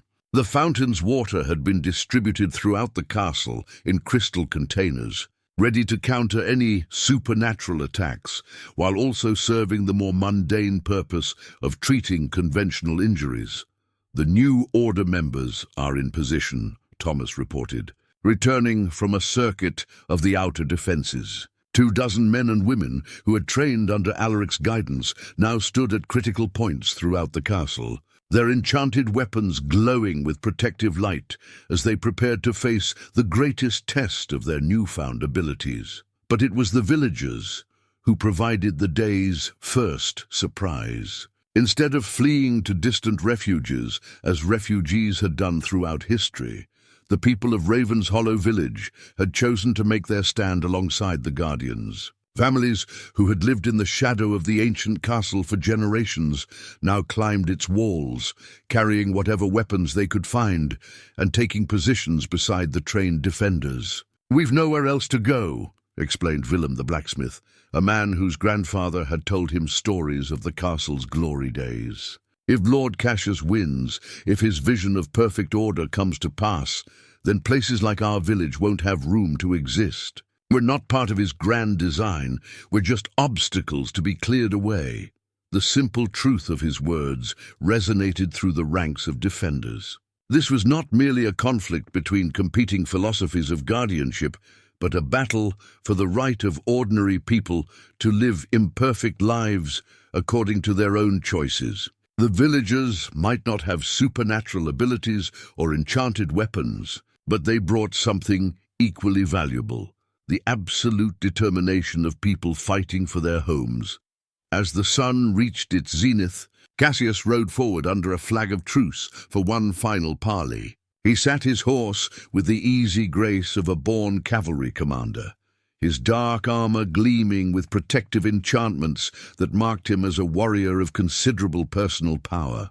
The traitor's seal blazed on his finger, but now Alaric could see that it was not the source of his abilities, but merely their focus, a tool to channel and direct supernatural forces that he had learned to command through years of dedicated study. "Last chance," he called up to the battlements, his voice carrying clearly across the courtyard. "Surrender the castle and the power it contains, and your people will be given places of honor in the new order. Continue this futile resistance, and I cannot guarantee their safety when my soldiers take the walls." "The only guarantee we need," Alaric replied from his position atop the gatehouse, the sentinel's blade blazing with red fire at his side, "is that freedom is worth fighting for, even when the odds are against us." Cassius shook his head with what appeared to be genuine regret. "Then you have chosen to sacrifice these people for the sake of an ideal that will die with them. History will remember this day as the moment when noble sentiment proved inadequate against practical necessity." He wheeled his horse and rode back toward his lines, raising his sword in a signal that sent his army into motion. The siege of Ravenshollow had begun in earnest, and with it would come the test of whether the ancient fortress could withstand not just physical assault but the psychological warfare of fighting for a cause that seemed doomed from the start. The first wave struck the outer walls like a steel-tipped tide, siege ladders rising against the battlements while covering fire from massed archers sought to drive the defenders from their positions. But Ravenshollow's stones had been quarried from the living rock of the mountains, shaped by craftsmen who understood that they were building not just a fortress but a symbol of endurance. And the ancient masonry turned aside projectiles that would have shattered lesser structures. More importantly, the castle's supernatural defenses had awakened fully for the first time in centuries. The ward stones that ringed the valley blazed to life, creating barriers of protective light that disrupted enemy formations and turned precision attacks into clumsy fumbling. The very air above Ravenshollow shimmered with defensive energy, causing arrows to veer from their targets and siege engines to malfunction at critical moments. "The power recognizes us," one of the new order members called out, wonder mixing with determination in her voice as she saw her enchanted spear pierce through armor that should have turned any mundane weapon. It's not just defending the castle, it's defending the idea the castle represents. The observation proved prophetic as the battle developed. Cassius's soldiers were skilled and determined, but they found themselves fighting not just against human defenders, but against the accumulated will of centuries. Every stone in Ravenshollow's walls remembered the guardians who had stood watch there. Every weapon in its armory carried the blessing of those who had wielded them in defense of noble principles. And the very foundations of the fortress pulsed with the power of an ideal that had survived betrayal, conquest, and long years of abandonment. But Cassius had not built his reputation on easily discouraged assault. When the first wave was repulsed with heavy losses, he immediately launched a second, this time supported by supernatural forces of his own. Dark creatures that seemed to be made of living shadow accompanied his soldiers, their forms shifting and writhing in ways that made them difficult to target with conventional weapons. "These aren't corrupted humans," Elena observed as she treated a defender who had been injured by one of the shadow creatures. "There's something else entirely, constructs maybe, or spirits bound to his service through bargains I don't want to contemplate." The shadow creatures proved vulnerable to the Guardian's enchanted weapons, but they served their purpose by forcing the defenders to divide their attention between human and supernatural threats. More troubling still was the way they seemed to drain hope from anyone who came too close, spreading despair like a contagious disease that weakened resolve and made surrender seem reasonable. It was Thomas who found the key to countering this new threat. Drawing on his connection to the wardstones, he began channeling their protective energy through his crossbow bolts, creating projectiles that carried not just physical force, but spiritual strength. When these blessed bolts struck the shadow creatures, they didn't just disperse them. They transformed the corrupted energy into something that reinforced the defenders' determination. "Turn their weapons against them," he called out, sharing his technique with other members of the new order.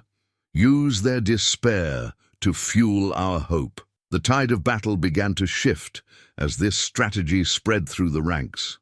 Cassius's supernatural allies found themselves becoming sources of strength for their enemies, their dark energy transmuted into light by the same principles that allowed the healing fountain to purify corruption. What should have been his greatest advantage was becoming his greatest liability.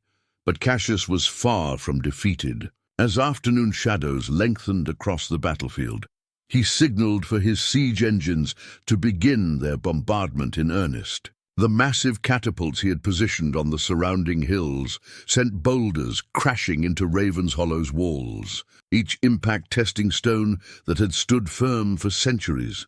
The banner of the Northern Watch snapped proudly in the wind above the chaos, its presence visible to friend and foe alike as a reminder that some ideals were worth any sacrifice. Under its ancient symbol, guardians old and new stood ready for whatever the approaching night might bring. The heart of Ravenshollow erupted with power as Cassius breached the castle's inner defenses, his crown of shadows blazing with dark fire as he strode through the great hall like a conquering emperor claiming his rightful throne. The ancient crown was a mockery of everything the Guardian tradition represented, where the crown of the Northern Watch would eventually symbolize service and sacrifice. This twisted diadem spoke only of dominion and the willingness to claim power through any means necessary. Alaric stood waiting at the far end of the great hall, the sentinel's blade singing with anticipation as it prepared for the confrontation that had been centuries in the making. Around them, the carved pillars blazed with protective light, their ancient runes telling the story of guardians who had faced similar moments of ultimate choice. But never before had the stakes been quite so high, or the enemy quite so intimately familiar with the power he sought to corrupt. "It ends here," Cassius declared, his voice carrying the absolute authority of someone who had never doubted his own righteousness. No more half measures, no more noble gestures that accomplished nothing. The world will have order, even if it must be imposed by force. The crown of shadows pulsed with energy that made the air itself seem thick and oppressive, spreading an aura of despair that sought to drain hope from everything it touched. This was corruption refined to its purest essence, not the chaotic destruction that the shadow creatures had represented, but tyranny masquerading as salvation, oppression disguised as protection. "You're wrong about one thing," Alaric replied, raising the sentinel's blade until its red radiance pushed back against the crown's influence. "It doesn't end here, it begins here. The real guardian tradition, the one that trusts people to choose light over darkness, even when that choice is difficult." The heart of Ravenshollow responded to their confrontation with a pulse that shook the entire castle, its power flowing upward through channels carved into the living rock to emerge in the great hall as a pillar of pure light. But this was not the harsh judgment they had experienced in the Bloodstone's chamber. This was something warmer, more complex, carrying within it the accumulated wisdom of all the guardians who had ever stood watch from these walls. Cassius struck first, his movements enhanced by supernatural speed as he closed the distance between them with inhuman grace. The crown of shadows enhanced not just his physical capabilities, but his tactical awareness, showing him weaknesses in Alaric's stance that should have been imperceptible to normal observation. His sword, a blade as dark as the sentinel's weapon, was bright, cut through the air with lethal precision. But Alaric had spent weeks training with weapons that responded to will as much as skill, learning to fight not just with his body, but with his entire spirit. The sentinel's blade met Cassius's dark steel in a clash that sent sparks of light and shadow dancing through the great hall. Each impact testing not just their physical strength, but their commitment to the ideals they represented. "You fight for the past," Cassius said as their weapons locked together, his face inches from Alaric's, "for a tradition that failed because it was too weak to do what was necessary. I fight for the future, a world where such failures are impossible." "You fight for control," Alaric countered, using his greater experience to break the lock and force his opponent back a step. "I fight for the right of people to be more than the sum of their weaknesses." The battle raged across the great hall. Supernatural force meeting supernatural force as the two guardians tested their conflicting visions against each other. Where Cassius relied on overwhelming power and tactical perfection, Alaric drew on the deeper strength that came from genuine connection to those he served. Each strike of his blade carried the hopes of the villagers who had chosen to stand with him. Each defensive move was strengthened by the loyalty of companions who trusted his judgment even when victory seemed impossible. The heart of Ravenshollow pulsed with increasing intensity as the fight continued, its light revealing truths that neither combatant had fully understood before this moment. Cassius's corruption was not the work of outside influence, but the result of a choice made in full knowledge of its consequences. He had looked at the world's suffering and decided that eliminating free will was a reasonable price to pay for eliminating suffering. "You see it now," he said as their weapons clashed again, the crown of shadows blazing brighter with each impact. The terrible burden of caring too much about people who care too little about themselves. How many more will die because you refuse to make the hard choice? For a moment, Alaric felt the terrible weight of that accusation. Every person who fell to corruption, every family torn apart by the spreading darkness, every innocent life lost because he had chosen idealism over pragmatism, all of it could be laid at his feet if Cassius was correct about the nature of human weakness. But then he felt them. Marcus's steadfast loyalty, Elena's compassionate wisdom, Thomas's youthful determination, and beyond them, the villagers who had chosen to fight rather than submit. The members of the new order who had embraced responsibility for protecting others despite having no obligation to do so. The world was full of people who chose light over darkness every day, not because they were forced to, but because they understood that such choices mattered. "You're wrong," Alaric said, his voice carrying the conviction that came from genuine understanding. People aren't weak, they're afraid.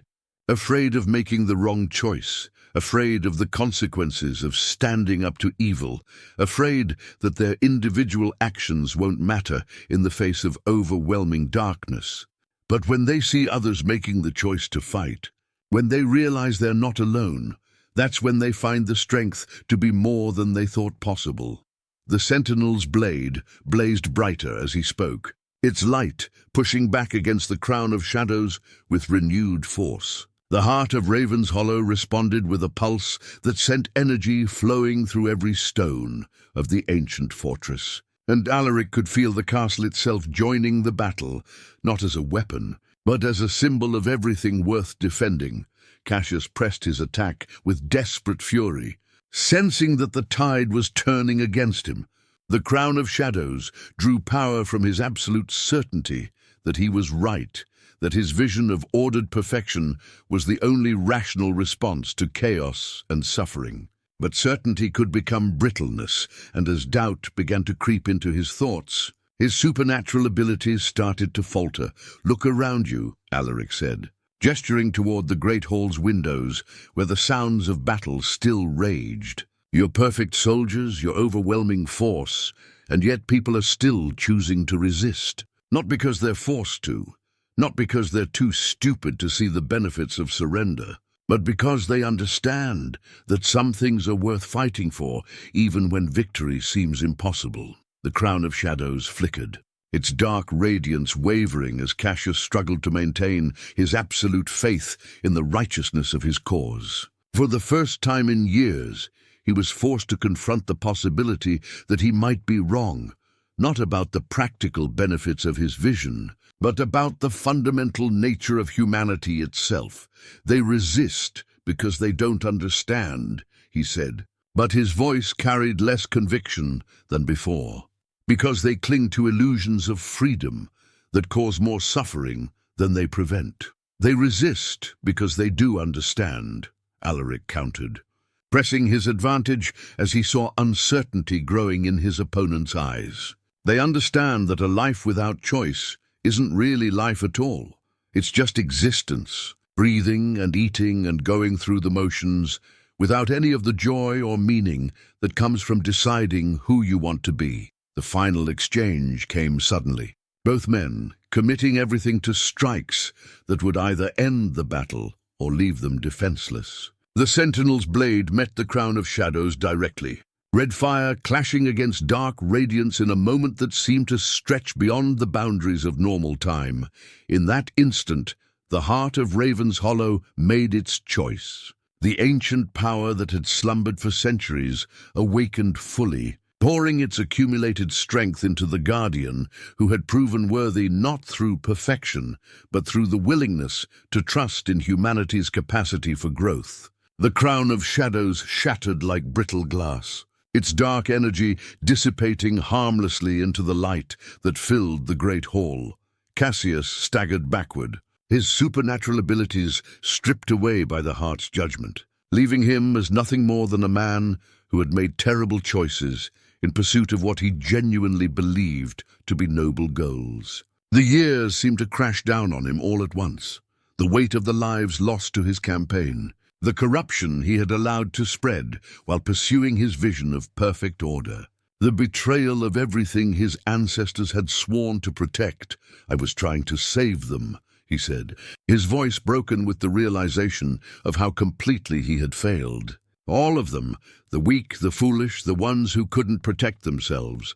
"I thought if I could just make the hard choices for them, if I could create a world where they didn't have to face temptation, you would have saved them from being human," Alaric replied gently, lowering the sentinel's blade as compassion replaced the need for combat.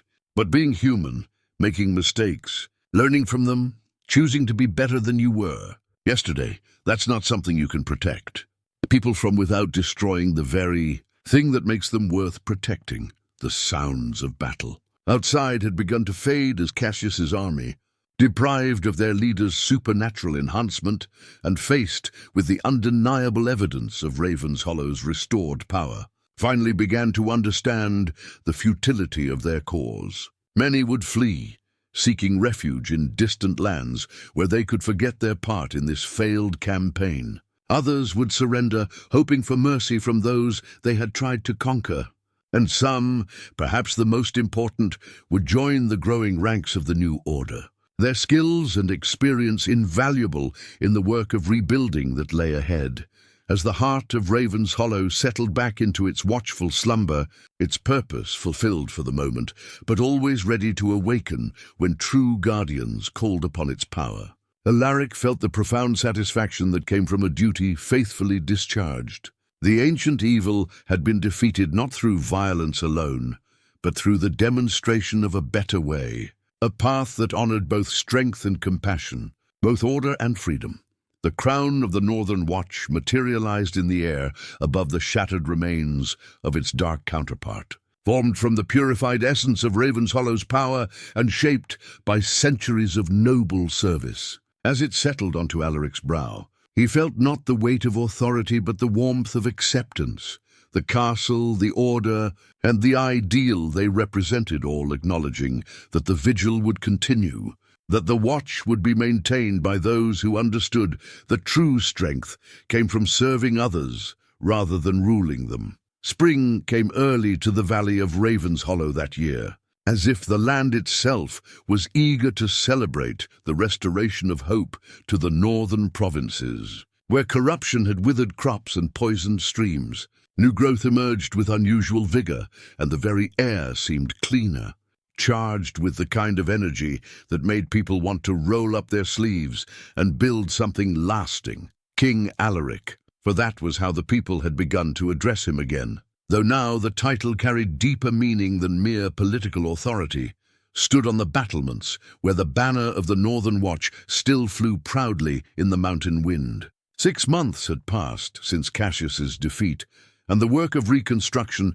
had proven every bit as challenging as the battle itself, though infinitely more rewarding. The crown of the Northern Watch rested easily on his brow, its crystalline structure catching and refracting the morning sunlight into patterns that seemed to dance with life of their own. And like his old crown, this one felt not like a burden, but like a reminder of duties willingly accepted, of trust freely given, and of the responsibility to prove worthy of both. The last of the corruption has been cleansed from the eastern provinces, Elena reported, joining him on the battlements after her morning rounds through the castle's expanded healing facilities. She wore the simple robes of the new order of healers, their white fabric marked with the silver tree symbol that had become the sign of those dedicated to mending rather than ruling. Lord Garrett sends word that his people are finally free to make their own choices again, for better or worse.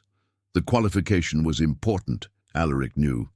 Freedom meant the freedom to make mistakes as well as wise choices, and the recovering provinces were full of people learning to navigate decisions they hadn't been allowed to make for years. Some stumbled, some chose poorly, but increasingly they were also choosing to help their neighbors, to build rather than tear down, to hope rather than despair. Marcus appeared from the stairwell, his hair now showing more grey than brown, but his step as firm as ever. The old soldier had embraced his new role as Knight Commander of the restored order with characteristic determination, training recruits who came not just from the northern provinces, but from across the known world, young men and women who had heard stories of Ravenshollow's stand and wanted to learn how ordinary people could become guardians of something greater than themselves. Thomas sends word from the capital, he said, offering a sealed letter bearing the young man's personal seal. The new parliament is functioning well, and they've established the council system we discussed. Local governance for local concerns, with representatives meeting quarterly to address issues that affect the broader realm. The political revolution had been almost as dramatic as the supernatural one. With Cassius's authoritarian system collapsed, and no single figure powerful enough to claim absolute rule, the surviving lords had been forced to experiment with forms of government that actually required them to listen to the people they served. It was messy, sometimes chaotic, occasionally frustrating, and absolutely essential for maintaining the kind of freedom that the new order existed to protect.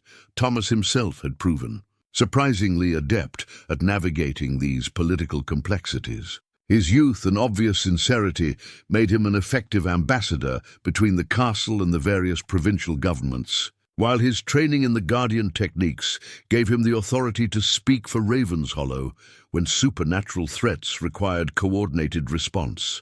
"Any word on the Cassius situation?" Alaric asked, though he wasn't sure he wanted to hear the answer. "Still in the monastery at Greenvale," Marcus replied. "The brothers say he spends most of his time in the scriptorium, copying texts about redemption and the nature of service. He's asked several times if he might be allowed to take vows, but Abbot Francis thinks he needs more time to understand the difference between penance and genuine repentance." It was a delicate situation, one that perfectly illustrated the challenges of building a world based on hope rather than revenge. Cassius had committed terrible crimes in pursuit of his vision of perfect order, but he had also acted out of a genuine desire to protect people from suffering.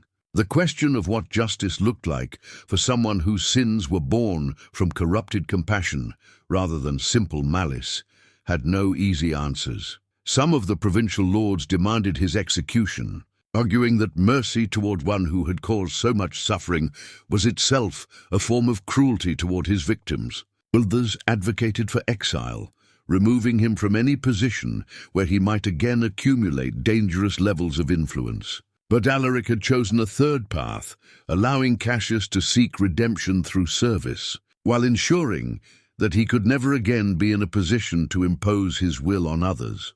"The important thing," Elena observed, reading the thoughtful expression on Alaric's face, "is that we're making these decisions together, through discussion and debate, rather than having them handed down from above. Even if we sometimes choose wrongly, at least we're choosing freely." The castle courtyard below them bustled with activity as the day's training sessions began. New order members practiced with enchanted weapons, while villagers learned basic defensive techniques that didn't require supernatural enhancement. Children played games that incorporated lessons about recognizing corruption, and merchants from dozens of different provinces set up stalls, offering goods that had been impossible to obtain during the years of Cassius's rule. But perhaps most importantly, people were laughing. After years of living under systems that valued order over joy, efficiency over spontaneity, the sound of genuine human happiness echoed through Ravenshollow's ancient halls like a song of victory, more meaningful than any military triumph. "I never imagined it would be so complicated," Alaric admitted, watching a group of former enemies working together to repair damage from the siege.